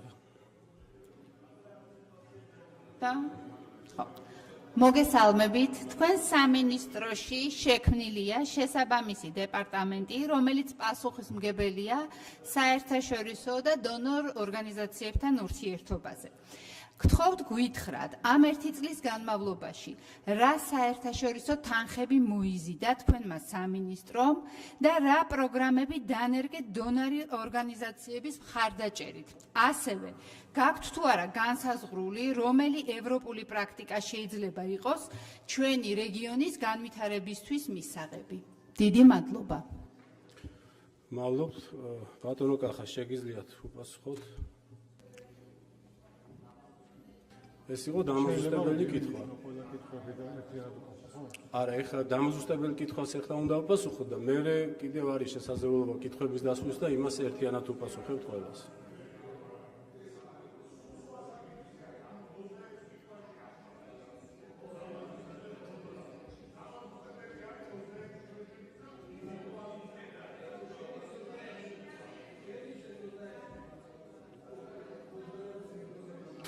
კარგი, ბატონო კახა, შეგიძლიათ უპასუხოთ იმ კითხვას. კარგი, გასაგებია, მაშინ ესე გავაკეთოთ. დამაზუსტებელი კითხვა თავისი არსით გულისხმობთ იმას, რომ კითხვა უნდა ეხებოდეს ინტერპელაციის თემას.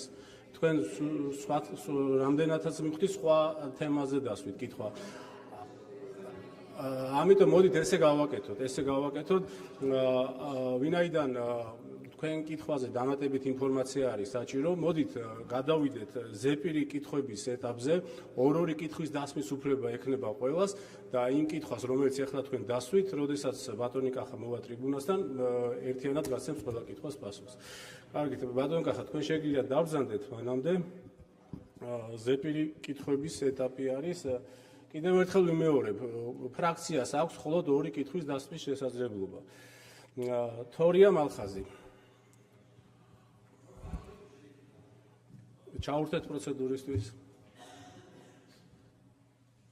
ბატონო თავმჯდომარე, კითხვა, რომელიც ახლა დაისვა, დამაზუსტებელი კითხვა, ეს იმ 25 შეკითხვაში შედიოდა კონკრეტულად თუ გაინტერესებთ მე-18 შეკითხვას ეხება და ანუ ეს ახალი შეკითხვა არ არის, არც შეკითხვების მიღმა არსებული შეკითხვა არ არის, ეს არის ის დაზუსტება იმ შეკითხვასთან დაკავშირებით, რომელიც ჩვენს მიერ იქნა გამოგზავნილი. ეგ ერთი და რაც შეეხება დანარჩენ 2 შეკითხვას, რომლის უფლებაც ფრაქციას გვაქვს, რომ დავსვათ, მაგ შეკითხვებს, რა თქმა უნდა, დავსვათ. ასე რომ გაუგებარია რატომ მოხდა ესეთი გაუგებრობა, იმიტომ რომ დავაფიქსირეთ, რომ ეს არის დამაზუსტებელი შეკითხვა იმ კითხვებიდან, რომელიც ჩვენ გაგქონდა გაგზავნილი.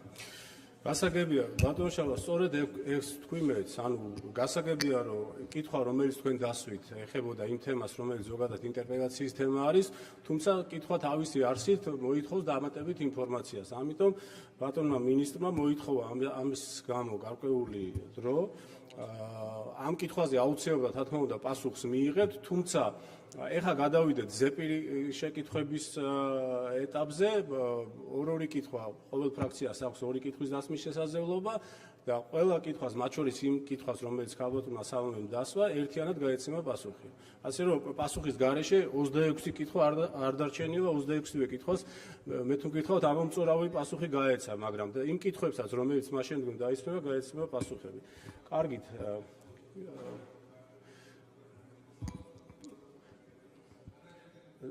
დაჯი კოზირიძე, ჩაურთეთ მიკროფონი. არა.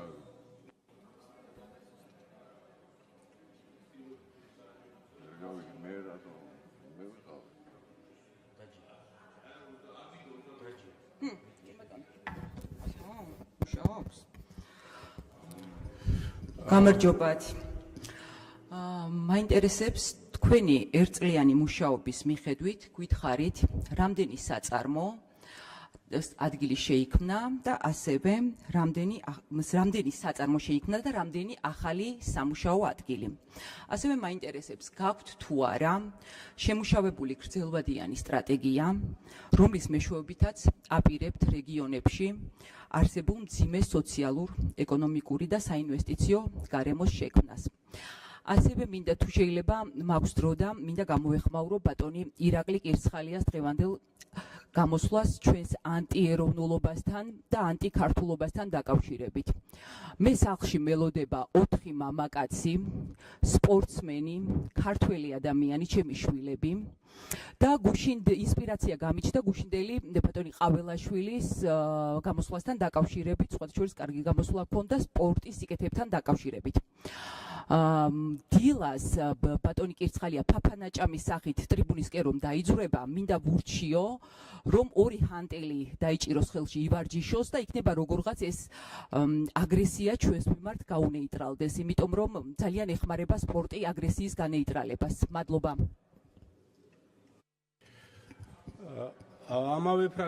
ამავე ფრაქციიდან მოდით მალხას თორიას მივცეთ შესაძლებლობა კითხვის დასმის. მოგესალმებით. ერთიანი შეკითხვაა. უბრალოდ შეიძლება რომ შტაბის-კრება დარჩეს, რომ 2 კითხვა ერთ კითხვაში გაერთიანებული. რეგიონალური განვითარების პოლიტიკის შეფასების კუთხით გააჩნია თუ არა სამინისტროს მკაფიო რაოდენობრივად გაზომვადი ინდიკატორები, რომლითაც აფასებთ რეგიონებს შორის სოციალურ-ეკონომიური სხვაობის შემცირებას, მაგალითად, დასაქმების დონეს, მიგრაციის მაჩვენებელს, საშუალო შემოსავალს, მცირე და საშუალო ბიზნესის ზრდას და ასე შემდეგ. თუ არსებობს ასეთი ინდიკატორები თქვენს სამინისტროში, გთხოვთ წარმოადგინოთ 2025 წლის შედეგები და ან 2026 წლის სამიზნე ნიშნულები. ასევე რეგიონალური პოლიტიკის ერთ-ერთი მთავარი გამომწვევად რჩება შიდა მიგრაცია, ახალგაზრდების მასობრივი გადინება თბილისსა და საზღვარგარეთ. რა კონკრეტული მექანიზმი აქვს სამინისტროს, რომელიც არა მხოლოდ ინფრასტრუქტურას ქმნის, არამედ რეალურად აჩერებს დემოგრაფიულ დაცლას. შეგიძლიათ წარმოადგინოთ მონაცემები, რომელ რეგიონში შემცირდა მიგრაციის მაჩვენებელი თქვენი პოლიტიკის შედეგად. მადლობა. გიორგი ჩაკვეტაძე. გამარჯობა, მოგესალმებით. ბატონო კახა, მადლობა წარმოდგენილი პასუხებისთვის. მნიშვნელოვანი იყო ის ინფორმაცია, რომელიც ჩვენ მოვისმინეთ თქვენგან, როგორც ახალი სამინისტროს ხელმძღვანელის მხრიდან და მინდა რომ წარმატებები გისურვოთ თქვენ საქმიანობაში. რაც შეეხება ინტერპელაციის ფორმატს, არ შემიძლია რომ ამას არ შევეხო, არ ვაპირებდი გამოსვლას, მაგრამ ის არაკომპეტენტურობა, რაც ინტერპელაციის კითხვაში არის პარტია გახარიას საქართველოს მხრიდან წარმოდგენილი, ვერანაირ კრიტიკას ვერ უძლებს. პირველი არ არის განსაზღვრული კონკრეტული თემა, რასთან დაკავშირებითაც რეგიონულ მინისტრს უნდა წარმოედგინა ინფორმაცია, ასევე ალბათ სიმბოლური არის თქვენი პარტიის ნუმერაცია გაქვთ გამოყენებული და 25 კითხვა წერია რომ არის, მაგრამ რეალურად არის დაახლოებით 40 კითხვა, რაც ასევე ამ ფორმატისთვის არის მიუღებელი, არასწორი რეგლამენტის გათვალისწინებით და რა არ მოვისმინეთ, რაზე არ საუბრობდით. საერთოდ პოლიტიკური მიმართულებით გადავიდა თქვენი კოლეგა, რაღაც გაუგებარ განცხადებებს აკეთებდა სხვადასხვა საკითხთან დაკავშირებით, მაგრამ მე მინდა რომ საზოგადოების ყურადღება შევაჩერო, რამდენად არაკომპეტენტური არის ეს კითხვარი, რომელიც გაეგზავნა რეგიონულ მინისტრს. მე-17 კითხვაში, რომელიც რეალურად ბევრად მეტია ვიდრე მე-17, გიწერიათ, რომ ვიღებთ თუ არა პასუხისმგებლობას იმაზე, რომ რეგიონებში უმუშევრობის დონე შემცირდა და კიდევ შემცირდება. საზოგადოებამ განსაჯოს, რამდენად დამუშავებული ქონდათ ეს კითხვარი. რა თქმა უნდა, გვიხარია, რომ რეგიონებში და ზოგადად მთელს ქვეყანაში უმუშევრობის დონე შემცირდა და გვჯერა, რომ კიდევ შემცირდება. 2012 წლის მაჩვენებელს რომ შევადაროთ, 2.5-ჯერ არის შემცირებული, ასე რომ მოგიწოდებთ, რომ უფრო დეტალურად, უფრო სიღრმისეულად ისაუბროთ ისეთ საკითხებზე, რომლებიც თქვენი ძლიერი მხარე შეიძლება არ იყოს, მაგრამ საზოგადოება მაინც არ მოატყუოთ. მადლობა. მადლობთ. გურამ მაჭარაშვილი. გამარჯობათ, მოგესალმებით ბატონო კახა, მივესალმებით თქვენ გონდს. საკმაოდ მნიშვნელოვანი სამინისტრო და წარმატებას გისურვებთ. კითხვა ჩვენ გვექნება სოფლის მხარდაჭერის პროგრამასთან დაკავშირებით. სიმართლე გითხრათ, ძალიან გამიკვირდა, რომ ამ პარლამენტში საპარლამენტო ოპოზიციამ ამ შემთხვევაში პოლიტიკურ ჯგუფ საქართველოს გულისხმობ კითხვა დასვა ისე, რომ წავიდა პრაქტიკულად საზოგადოების უმრავლესობის ნების წინააღმდეგ. იმიტომ რომ ჩვენ კარგად ვიცით, რას ნიშნავს სოფლის მხარდაჭერის პროგრამა. ეს შეიძლება ითქვას ერთ-ერთი ყველაზე მნიშვნელოვანი პროგრამა, სადაც ხალხი მონაწილეობს. ეხლა ჩვენ საპარლამენტო ოპოზიცია ხალხის ძალამ თავის დროზე ჯერ პარტიაც არ ვიყავით 2022 წლიდან ვთქვით, რომ ხალხს უნდა ვანდოთ ქვეყნის ბედი და ჩვენ ხალხს ვანდეთ ქვეყნის ბედი, მათ შორის საგარეო პოლიტიკასთან დაკავშირებით. და ეხლა ის არ გვინდა ვანდოთ, რომ თავის სოფელში სასაფლაო შემოღობას გადაწყვიტავს თუ სტადიონის აშენებას, ეს ვანდოთ პირიქით. ჩვენ გვაქვს ეს მოცემულობა, თქვენის ნებართვით კონსულტაციები თქვენთანაც უნდა გქონდეს, ფინანსთა სამინისტროსთანაც და გვინდა რომ ხალხის ჩართულობა გავზარდოთ. ჩვენ იცით რომ ეხლა გავედით რეგიონებში და დავდივართ, ჩვენ ფრაქციის წარმომადგენლებს ხვდებით, ასევე მერიაში და იქ არის თხოვნაც და მოთხოვნაც, რომ ამ სოფლის პროგრამებს დაემატოს კიდე თანხები, იმიტომ რომ მერიებს უწევთ შემდგომ დამატება თანხების, იმიტომ რომ მცირეა ეს თანხები, ამიტომ ამ საკითხთან დაკავშირებით ჩვენ გვექნება კონსულტაციები, კიდევ ერთხელ ვიმეორებ, რომ სამომავლოდ ბიუჯეტში გავზარდოთ თანხები. თუ სადმე არის პროგრამაში ჩართულობა საზოგადოების, ყველაზე მეტი ამ პროგრამაშია. და ეს პროგრამა კი არ უნდა შევზღუდოთ, პირიქით უნდა გავზარდოთ და ამასთან დაკავშირებით გვექნება თქვენთან კონსულტაციები. მადლობა. მადლობ. სოზარ სუბარი. მოგესალმებით. მოკლედ, რაც კორუფციასთან დაიწყო გაძლიერებული ბრძოლა, ჯერჯერობით კი ზედაფენებში იყო, მაგრამ ეს ვიყოთ გულწრფელები, ძალიან ღრმად იყო გამჯდარი პრაქტიკულად კორუფცია და დასული იყო ყველა დონეზე, ძალიან ბევრ დაბალ რგოლში, მათ შორის რეგიონებშიც. კორუფციასთან გაძლიერებული ბრძოლა კარგია, მივესალმები, მაგრამ ამას მოჰყვა მეორე პრობლემა. პრაქტიკულად ყველა პროექტი, ნებისმიერი უმცირესი ღობის გაკეთება უნდა ვიღაცას, მერი, რომლის კომპეტენციაში შედის, ვერ იღებს გადაწყვეტილებას. ვიცი რომ თქვენ ამას არ დამეთანხმებით, რომ ეს არ ხდება, მაგრამ შესათანხმებელი არის უამრავ დონეზე. რა ვქია, ზოგი ფორმალური, ზოგი არაფორმალური და ეს თუ არ გაჩერდა, პროექტების შესრულება კი არა, ძალიან ბევრი უკმაყოფილო ადამიანი იქნება, ძალიან ბევრი ადამიანის პრობლემა ექნება და ძალიან ბევრი პროექტი დაგვრჩება შესასრულებელი და უბრალოდ მინდა თქვენგან ხედვა, როგორ მოვუაროთ ამ საკითხს, ისე რომ ერთის მხრივ კორუფცია არ გაიქცეს, კორუფცია არ ხდებოდეს, მაგრამ მეორე მხრივ პროექტების არ შეჩერდეს და გადაწყვეტილებები იქნეს მიღებული დროზე. ბატონ მინისტრ, თხოვთ ტრიბუნასთან კითხვებზე პასუხის გასაცემად.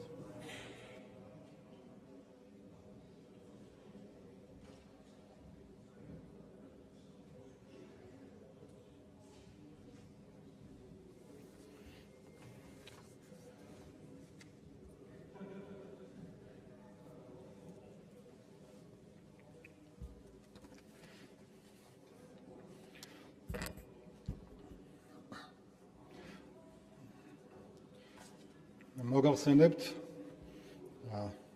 დამატებით და დაზუსტებულ კითხვაზე პასუხს ჩვენი კომპეტენციის ფარგლებში. კითხვა იყო საერთაშორისო პროექტებთან დაკავშირებით და თხოვნა იყო კონკრეტული ციფრები გაგვეჟღერებინა. მე ჩამოგითვლით, რომ GIZ-თან გვაქვს მდგრადი ურბანული განვითარების პროექტი მიმდინარე. დააქვე აღნიშნულმა GIZ-ი ამატებს დეკემბერში ქონდა მოლაპარაკება 9.5 მილიონ ევროს. მდგრადი ურბანული განვითარება და მონაწილეობითი ფინანსური მმართველობა მუნიციპალურ დონეზე. SDC ადგილობრივი ეკონომიკური განვითარების პროექტი. UNICEF-ი სოციალური პოლიტიკა და ბავშვის უფლებები. UNDP კლიმატით გამოწვეული კატასტროფების რისკის შემცირება საქართველოში. გვაქვს ასევე დამატებით ავსტრიის განვითარების სააგენტო და გაეროს განვითარების ფონდი აპირებენ მუნიციპალურ პროექტებში შემოსვლას და დაფინანსებას, მუნიციპალიტეტების გაძლიერებას. თუმცა თქვენ რაც მკითხეთ კონკრეტული ციფრები, მე ეს ციფრები ამ წუთში არ მაქვს, თან, თუმცა ეს ციფრები არსებობს, დავაზუსტებ და გადმოგიგზავნეთ წერილობით. ასევე თქვენ დასვით კითხვა რა მაგალითებს ეყრდნობა კანონპროექტზე მუშაობა რეგიონული განვითარების შესახებ. ჩვენ ყავდა მოწვეული და ქონდა კომუნიკაცია ევროექსპერტებთან და ეს ეყრდნობა ბალტიისპირეთის და ხორვატიის მაგალითებს რეგიონული განვითარების შესახებ კანონი. შემდეგი კითხვა იყო რამდენი სამუშაო ადგილი შეიქმნა. აქ დასაქმების პროგრამაზე იყო, მიგრაციაზე იყო კითხვები და იყო კონკრეტული კითხვა იმაზე, რომ ჩვენი სამინისტროს შექმნის დღიდან თუ გვაქვს ხელშესახების შედეგები. უნდა გავმეორდე ჩვენი შეხვედრის დასაწყისში კონკრეტულად განვმარტე ის ეტაპები, რა ეტაპებს გადის სამინისტრო. რა თქმა უნდა, მე შემიძლია ავიღო მონაცემები სტატისტიკის დეპარტამენტიდან და მოგაწოდოთ კონკრეტული მონაცემები ყველა კონკრეტულ კომპონენტში, როგორი იყო ციფრები წინა წელს, იმის წინა წელს და მიმდინარე წლის ბოლოს. თუმცა მე მგონია, რომ ეს არ არის კითხვის მიზანი. თუ თქვენ გვეკითხებით, რომ ჩვენი საქმიანობის შედეგად მოხდა თუ არა ეს და რეგიონული განვითარების სამინისტროს დამსახურებაა თუ არა ეს, მე გავმარტე, რომ ჩვენ გავიარეთ პირველი ეტაპი ინსტიტუციური მოწყობის რეგიონული სამინისტროს და გადავედით შემდეგ ეტაპზე თქო, რომელიც გულისხმობს კონკრეტული კანონპროექტებზე მუშაობას, კონკრეტული კანონპროექტის მიღების შემდეგ, რეგიონული განვითარების შემდეგ, სტრატეგიებზე მუშაობას, პროგრამებზე მუშაობას და მხოლოდ ამის შემდეგ, არა 8 თვიან პერიოდში, არამედ გონიურულ პერიოდში იქნება გაზომვადი ის, თუ რა შედეგი მოიტანა რეგიონული განვითარების სამინისტროს მიერ განხორციელებულმა სამუშაოებმა. სხვა შემთხვევაში, წაღანაც აღნიშნეთ და ეხლაც ვიძახი, ეს იქნება პოპულიზმი, ციფრები თუ გაზრდილია, ამას ეს რეგიონული განვითარების სამინისტროს დამსახურება ნამდვილად არ იქნება. მიუხედავად ამისა, თქვენ თუ გაინტერესებთ კონკრეტული ციფრები, ამ კუთხით, რა თქმა უნდა, ამ ციფრებსაც ამოვწევთ და შეგვიძლია ეს ციფრებიც მოგაწოდოთ. კითხვა იყო სოფლის პროგრამასთან დაკავშირებით.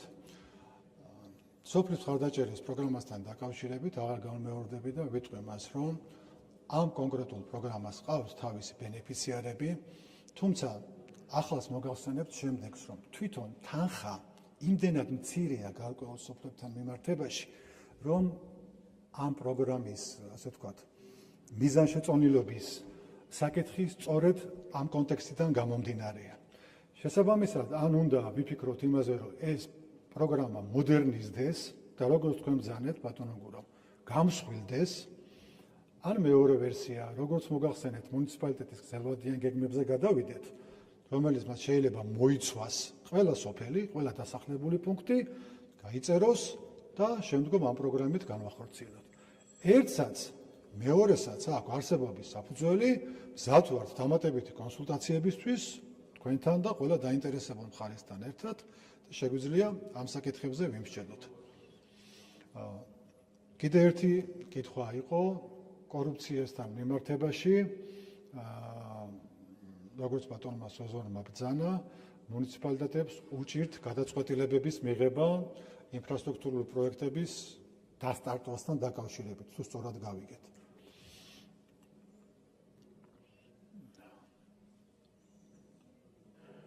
კომპრომისი კორუფციაზე ცალსახად და ერთმნიშვნელოვნად ვერ იქნება. კითხვებზე, როდესაც პასუხს ვცემდი, მე მოგახსენეთ, რომ რეგიონული განვითარების სამინისტრო გახლავთ პარტნიორი და არა ზედამხედველი მუნიციპალიტეტებისთვის თქო. და ეს პარტნიორობა გამოიხატება პასუხისგებლობის აღებაშიც. ჩვენმა სამინისტრომ გასული 8 თვის განმავლობაში 5,000-ზე მეტი სატენდერო დოკუმენტაცია შეისწავლა. და ასე ვთქვათ, დაუბრუნდა პასუხი მუნიციპალიტეტებს. ეს ნიშნავს იმას, რომ ჩვენს შემოწმებულ სატენდერო დოკუმენტაციაზე გარკვეულ წილ პასუხისგებლობას სამინისტროც იღებს. და ამის შემდეგ მუნიციპალიტეტებს ამ პროექტების განხორციელება, სატენდეროდ ამ დოკუმენტების დადება და შემდეგ კონტრაქტორ კომპანიებთან ურთიერთობა წესით და რიგით ჩემი გადმოსახედიდან არ უნდა უჭირდეს. თუმცა თქვენი კითხვის შემდეგ შეიძლება საკითხი უფრო ღრმად საჭიროებდეს შესწავლას და ჩემთვის საინტერესოა რა კონკრეტულად რა კომპონენტში უჭირთ გადაწყვეტილებების მიღება. თუ სატენდერო დოკუმენტაცია სწორია, თუ ტენდერის პირობებიდან გამომდინარე კომპანია შემოდის, გადაწყვეტილება რაღაცია მისაღები, ამ წუთში შეიძლება მე ამაზე ვერ გავიაზრე სწორად. მაგრამ თუ გნებავთ გავაკეთოთ ერთი ცალკე შეხვედრა, ან ნებისმიერ ფორმატში ბატონო სოზარ, მუნიციპალიტეტებთან ერთად, ან ფრაქციასთან ერთად, როგორც შეთვლით საჭიროდ, ჩვენ ღია ვართ, გავიაროთ პრობლემატიკა და ჩავერთვებით მაქსიმალურად გადაწყვეტილებების მიღებაში. თუმცა კიდევ ერთხელ აღვნიშნავთ, რომ მუნიციპალიტეტის მაგალითად სამინისტრო ვერ იქნება. ჩვენი უფლებამოსილებები და კომპეტენციები გვაქვს მუნიციპალიტეტებს თავისი. მზად ვართ თანამშრომლობისთვის. დიდი მადლობა კითხვებისთვის. მადლობა. თუ ამოწურეთ, სამით კითხვა-პასუხის რეჟიმი დასრულებულია. ბატონ კახ შეგიძლიათ დაბრძანდეთ. გამოსვის სურველები თუ არიან თხოვთ მანიშნოთ ხილაკზე რეგისტრაციით. ევროპელი სოციალისტებიდან არა, ხალხის ძალა არა, თუ კი, სოზარ სუბარი 5 წუთი ტრიბუნიდან.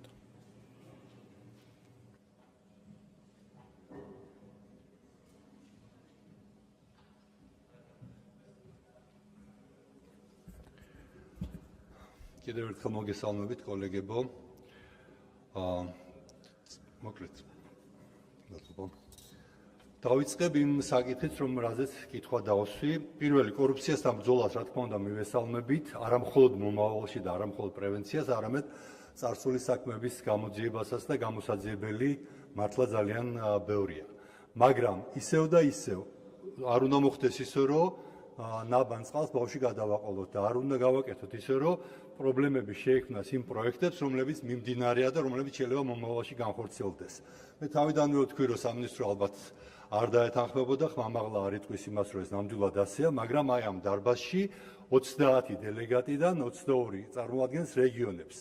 22-ვე დელეგატი არის უმრავლესობის წევრი და 22-ვე დელეგატი ისევ არა საჯაროდ, მაგრამ პირად საუბრებში დაადასტურებს, რომ იმ მუნიციპალიტეტებში, რომლებსაც ისინი წარმოადგენენ, ეს არის ძალიან სერიოზული პრობლემა. ამიტომ გამოსავალი უნდა მოვძებნოთ. გამოსავალი რა შეიძლება იყოს? ამის სხვადასხვის გერმანიის კანცლერმა ფრიდრიხ მერცმა თქვა ესეთი რამე, რომ სანამ ევროკავშირში რამე გადაწყვეტილებას მივიღებთ და საბუთებს, ქაღალდებს შევადგენთ, რომ გვინდა თუ არა კონკრეტულად რომელიმე იქ ლაპარაკი იყო მზის ელექტროსადგურებზე, მანამდე ჩინეთი გადაწყვეტილებასაც იღებს, ახშენებს კიდევაც და უკვე იმასაც მიღებასაც იწყებს ელექტროენერგიისო და ჩვენც გავაკეთოთ ესეთი, რომ თუ ვთქვათ ორ კვირაში ან ორ თვეში მაქსიმუმ გადაწყვეტილების მიღება ვერ ხერხდება, ამ შემთხვევაში გავაკეთოთ ისე, რომ გადაწყვეტილება მიღებულად ჩაითვალოს. მე გთავაზობთ, რომ ან წავიდეთ ამ გზით, ან მეორე გზით. თუ კი სადმე იჭედება გადაწყვეტილება, ან რომელიმე სამინისტრო, რომელიმე უწყება, რომელიმე პირი იმის შიშით, რომ ვაიმე მე პასუხი არ მომთხოვოს არავინ, რატო გაიცა არასწორი გადაწყვეტილებაო, დაუსაბუთებელ უარს აგზავნის, მოეთხოვოს პასუხი და თუ უარი დაუსაბუთებელი იქნება, ან დროზე არ მისცა პასუხი, დატოვოს თანამდებობა იმ პირმა, რომელთანაც არის გაჭედილი ეს გადაწყვეტილების მიღება. ეხლა მეორეა კორუფციის საფრთხე სადაც არის და სადაც მისცა არასწორი ნებართვა, იქ ანტიკორუფციული ისედაც მუშაობს და ისედაც მიხედავს, ამიტომ მეორე პრობლემა მოხსნილია და დაჩქარებაზე ვილაპარაკოთ. ეს არის ერთი ჩემი აზრით ძალიან მნიშვნელოვანი თემა. მეორე ასევე ჩემი მნიშვნელოვანი თემა. შეიქმნა სამინისტრო, მნიშვნელოვანი სამინისტრო, იმიტომ რომ რეგიონებს ნამდვილად სჭირდებათ მიღება. მეორე მხრივ თავის დროზე შეიქმნა სამხარეო გუბერნატორის ინსტიტუტი შევარდნაძის დროს, მაშინაც ამას ჰქონდა თავისი დანიშნულება, რომ გარკვეული კოორდინაცია უნდა მოეხდინა ქვეყანაში, რომელიც პრაქტიკულად ერთიანი მართვა არ არსებობდა, მაგრამ დღეს უცებ აღმოვაჩინეთ, რომ არის ორი სტრუქტურა, დაახლოებით ორივე თანაბარი ბიუჯეტის მქონე, დაახლოებით 20 მილიონზე მეტი არის, 25 მილიონამდე შეიძლება ორივეს ჯამური ბიუჯეტი. არ გულისხმობ იმ პროექტებს, რასაც ახორციელებთ, გულისხმობ იმას, რაც სჭირდება სამინისტროს და სამხარო ადმინისტრაციების შენახვას.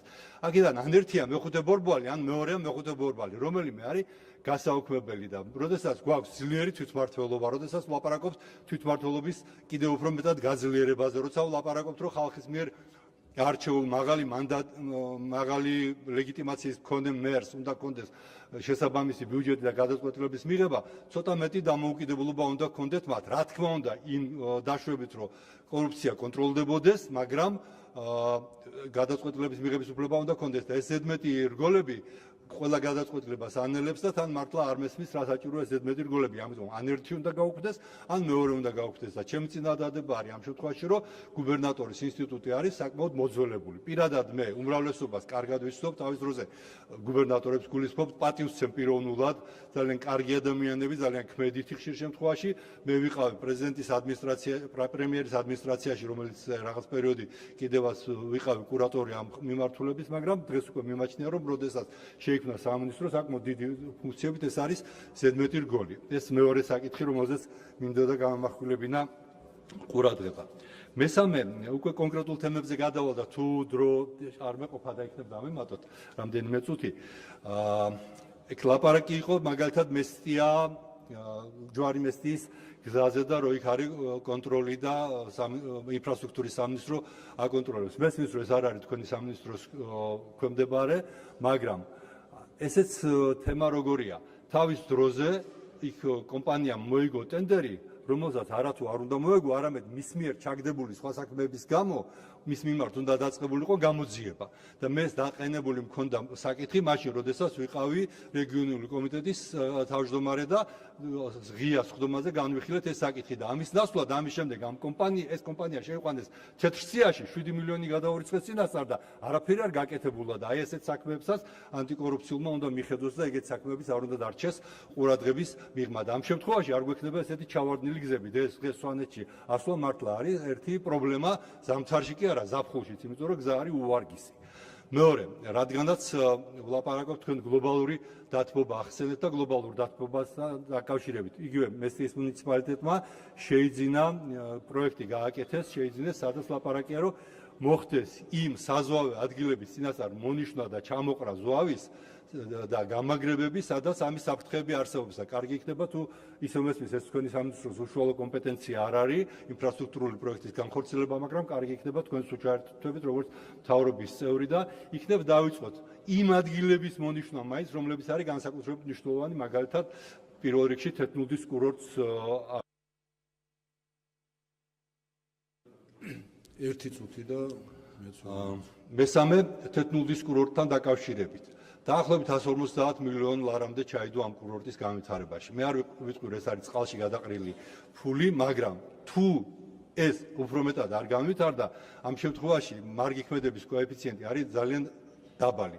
გადავიხადეთ ფული და იმის შემდეგ პრაქტიკულად არ ვითარდება. ელემენტარულად რომ სოფელ ნულახამდე ჩამოგრძელდეს საბაგირო გზა, რასაც არ დაადგა ამდენ წელია საშუალო და ამდენ წელი არსებობს პროექტი, ამ შემთხვევაში ამ კურორტზე იქნება გაცილებით ბევრი ტურისტი მიმსვლელი და კი არ დაგვჭირდება ცენტრალური ბიუჯეტიდან დავაფინანსოთ ხოლმე ამ შემთხვევაში მესტიის მუნიციპალიტეტი, არამედ ადგილზე ექნებათ გაცილებით მეტი შემოსავალი და ასეთი პროექტები არის ძალიან ბევრი სხვადასხვა რეგიონში და შესაბამისად აი ასეთი პროექტების დამუშავებაზე თუ იმუშავებთ, ჩვენ პირადად დიდი სიამოვნებით ჩავერთვებით.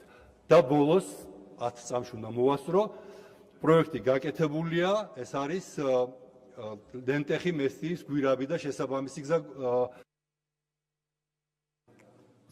30 წამი და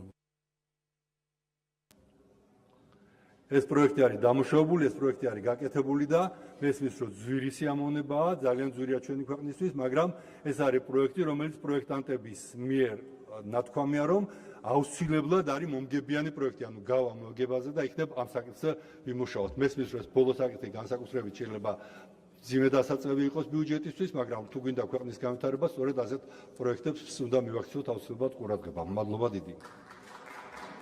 მადლობ. ფრაქციას საქართველოსთვის სახელით ჩავა კერესელიძე 5 წუთი.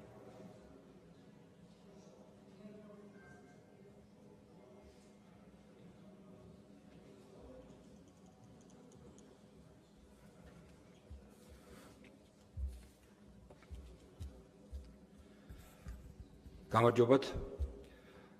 ბატონ თავმჯდომარე, წინასწარ მინდა გთხოვოთ, რომ თუ შესაძლებლობაა დრო დამივატოთ გამოსვლისთვის. დღევანდელი ინტერპელაციის მიზანი გახლდათ გაგვეგო რასაკეთებს უწყება რეგიონებისთვის, რომელიც თითქმის 1 წელიწადია ცალკე დამოუკიდებელ სამინისტროდ ჩამოყალიბდა. სიმართლე გითხრათ, დიდი მოლოდინი არ მქონდა.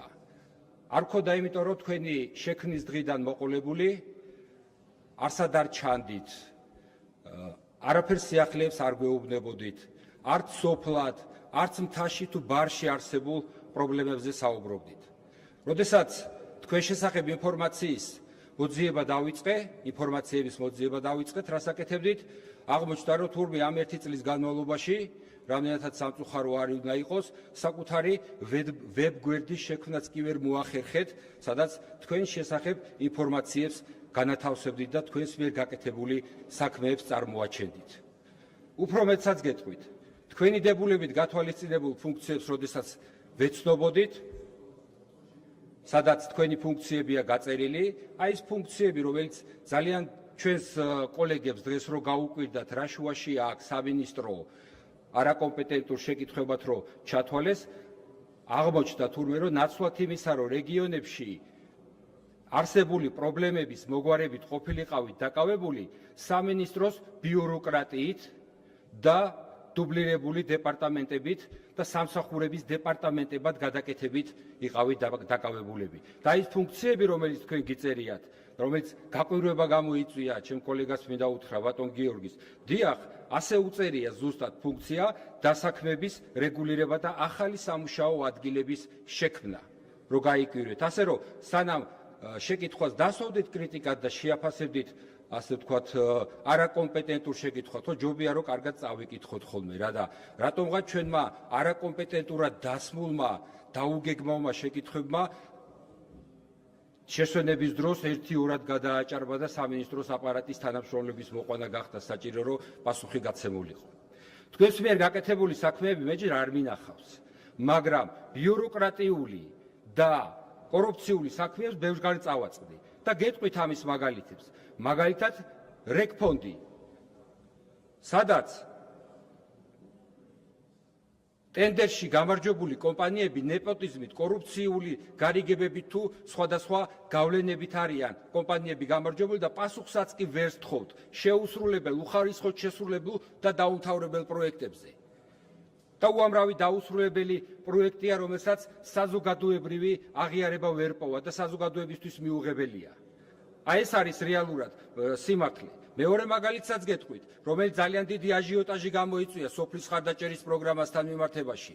სოფლის ხარდაჭერის პროგრამა, დიახ, რომელიც კორუფციის წყაროდ არის ქცეული, სოფლის წმუნებულებისთვის, სოფლის მაჟორიტარი დეპუტატებისთვის, შტაბის წარმომადგენლებისთვის, საძიძგნ პროგრამად არის გადაქცეული და მოსახლეობას იმდენად აქვს უკვე გული აცრუებული, რომ კრებებზეც კი აღარ დადიან, რომ გადაწყვეტილება მიიღონ, გამოყოფილი სამათხოვრო 10 და 20,000 ლარით რა უნდა გაკეთდეს მის სოფლებში და ვინც მიდის კიდევ და აფიქსირებს თავის პოზიციას და მოსახლეობა როდესაც ითხოვს, რომ უნდა წყალი, უნდა ელექტროენერგია, უშუქო სოფლებს გულისხმობ მე და უნდა გზა, თქვენ სთავაზობთ გარე განათებას, სთავაზობთ ავტობუსის გაჩერებას და სთავაზობთ საქანელების გაკეთებას ისეთ სოფლებში, სადაც არც ბავშვებია და არც კიდევ მოხუცები. ამაშია საქმე, თორემ ჩვენ ვითხოვთ, რომ პროგრამა გახდეს ეფექტური, საზოგადოებისთვის მისაღები და ჩვენი გუნდი იყო და ჩვენი პარტია იყო და პირადად მე ვიყავი, თუ გაინტერესებთ, ბატონო გურამ წინა პარლამენტში,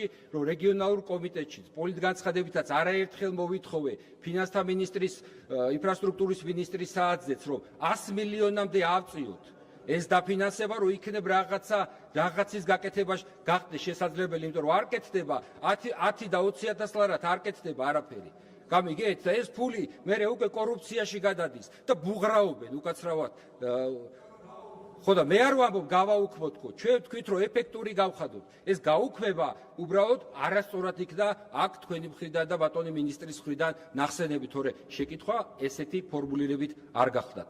მესამე მაგალითსაც გეტყვით, მეგობრებო, ეს არის მთის ფონდი და რეგიონალური მაღალმთიანი რეგიონები, რომელიც თქვენი სამინისტროს ერთ-ერთ მნიშვნელოვან ფუნქციას წარმოადგენს და მთელი ამ ხნის განმავლობაში, მიუხედავად იმისა, რომ მთაში თავზე საყრელი პრობლემა 2 წუთი რომელიც ყოველწლიურად გამოიყოფა იმისათვისებაც კი ვერ ხდება. მით უმეტეს რომ ნახევარი სოფლის მეურნეობის სამინისტროს მიაქვს სხვადასხვა პროგრამების განსახორციელებლად და დარჩენილი 10 მილიონის ლარისათვისება ნახევარიც კი ვერ ხდება და წეღა თქვენ რომ დაასახელეთ ციფრები რეგფონდის ნაწილში და მთისფონდის ნაწილში და 90%-იანი ათვისება რო გაქვთ საკასო ეგ არის იმ მეთოდით და ფორმით რომ თანხებს რო ვერ ითვისებენ რაიონებს მე უკან ართმევენ მაგ ფულს მე აქვთ ბიუჯეტში და პროცენტულად წევენ მაღლად შესრულების პროცესს. აი ეგ არის შედეგი. თორე რეალურად 50%-ზე მეტი არ არის შესრულება მთისფონდის და რეგფონდის კიდე ცოტა მეტია. ასევე მთაზე მაღალმთიან რეგიონებზე საუბრობდი და არც იმაზე გისაუბრიათ და არც გიფიქრიათ რომ უკვე ეს არსებული კანონი მაღალმთიანი რეგიონების შესახებ რომელიც ფუნქციონირებს მრავალი წელია. მაგან თავისი საქმე გააკეთა, დღეს უკვე ვეღარ პასუხობს მოთხოვნებს. ახალი ვალდებულებები, ახალი პასუხისმგებლობები, ახალი პროგრამები, პროექტებია საჭირო სახელმწიფო მთაში მცხოვრები ადამიანების წინაშე აიღოს. თორემ თითო ხელზე ჩამოსათვლელი ადამიანები რო ყავს დარჩენილი მთაში, ისეთ ჩამოიცლება მთლიანად. და საქმე ის არის და რეალობა ის არის რომ მთელი ამ ხნის განმავლობაში თა უყურადღებოდ გაქვთ მიტოვებული. მაგრამ თქვენზე რაღა უნდა ვთქვა, მუნიციპალიტეტის ხელმძღვანელებსაც კი ეზარებათ მაღალმთიან სოფლებში ასვლა, ხალხთან შეხვედრა, მათი გულის ტკივილის და პრობლემების გაზიარება. მთელი რამდენი ხანია ერთი წელიწადია შექმნილია სამინისტრო და მაღალმთიანი დასახლებებისთვის და მოსახლეობისთვის ერთი დამატებითი სასარგებლო პროგრამა არ აქვს გაკეთებული. ისევე როგორც ბარის სოფლებისთვის, რომლებიც ძალიან ბევრი მთის სოფლებზე არანაკლებად რთულ მდგომარეობაში არიან.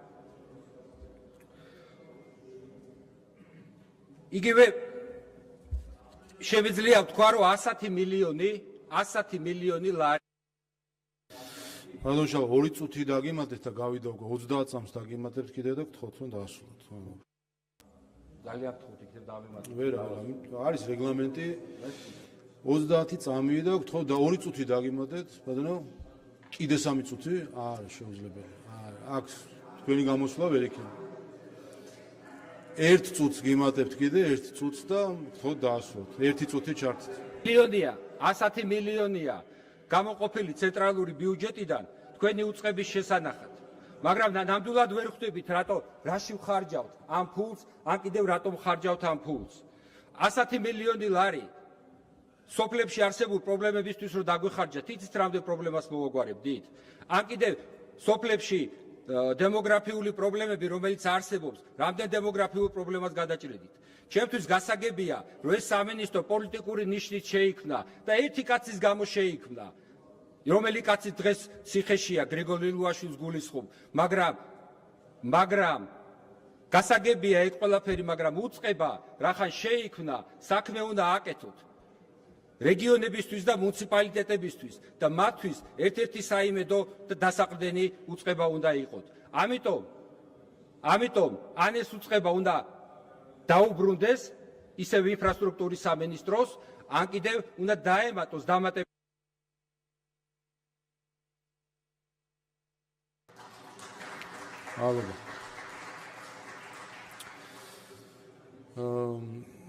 ფრაქცია ქართული ოცნების სახელით ირაკლი ქადაგიშვილი 5 წუთი ტრიბუნით.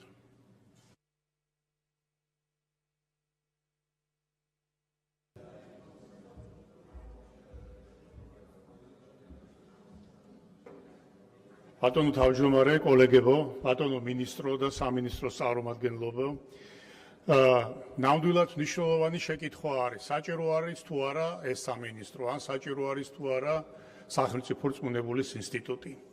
თქვენ მოგეხსენებათ, რომ სოფლიო სახელმწიფოების ძირითადი არ აქვს მნიშვნელობა დემოკრატიულია, ნახევრად დემოკრატიულია, ტოტალიტარულია.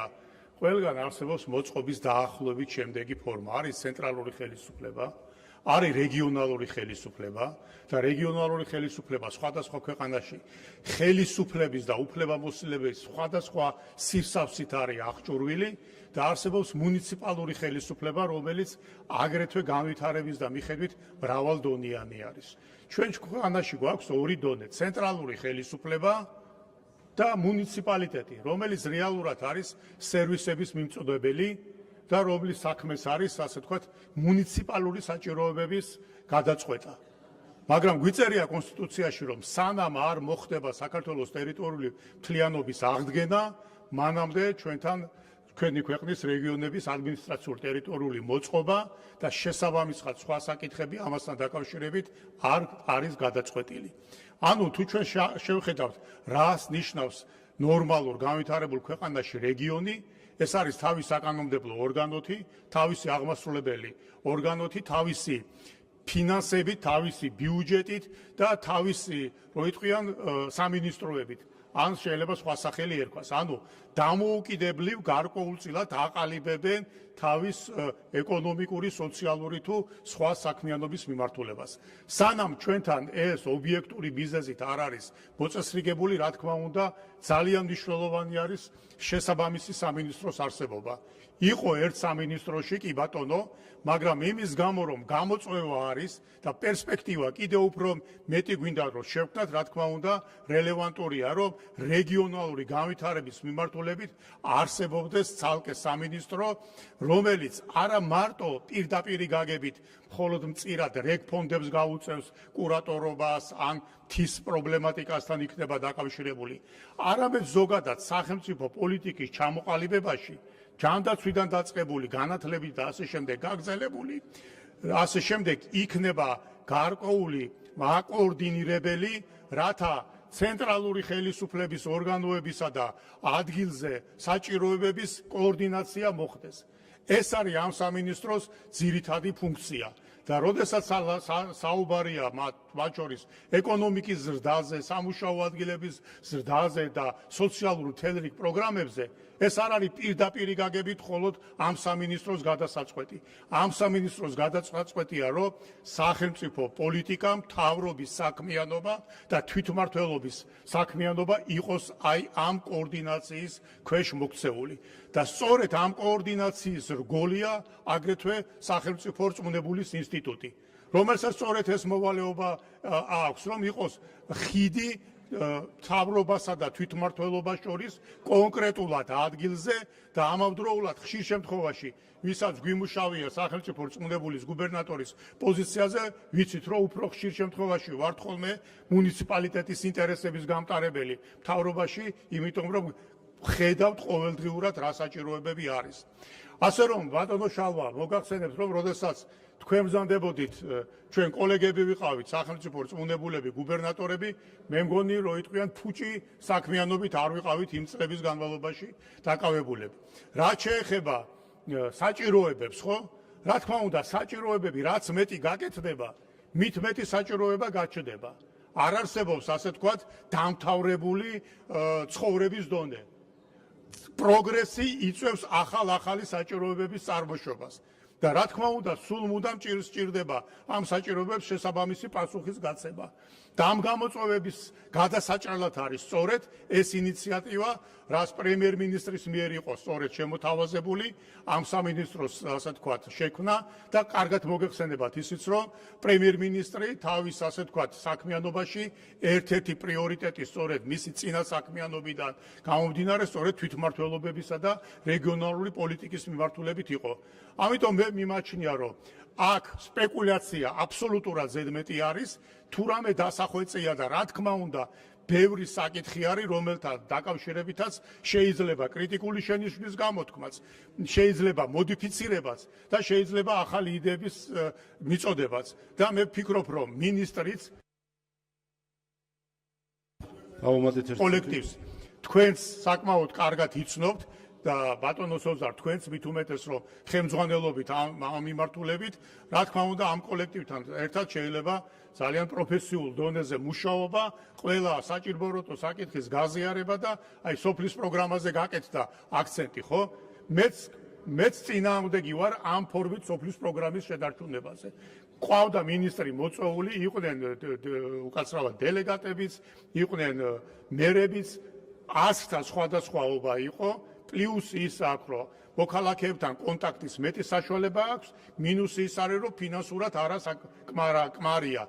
ამიტომ ამ საკითხს ჭირდება გადაწყვეტა. კომპლექსური საკითხია, მარტო მინისტრის და ჩვენი გადასაწყვეტი არ არის, ხო? გვაქვს ამის ეკონომიკური საშუალება, კი ბატონო, გადავწყვიტოთ. ასე რომ, მადლობა მინდა მოვახსენო მინისტრს ამ მოხსენებისთვის და დარწმუნებული ვარ, რომ ის საკითხები, რომელზეც მან ისაუბრა და ის პერსპექტივები და ის კანონი იქნება ჩვენი რეგიონალური განვითარებისა და მუნიციპალური მადლობა. ბატონო, თუ გსურთ დასკვნითი სიტყვა, გამოსვლები ამოიწევთ თქვენ. დასკვნითი სიტყვა თუ გსურთ, გთხოვთ ტრიბუნასთან.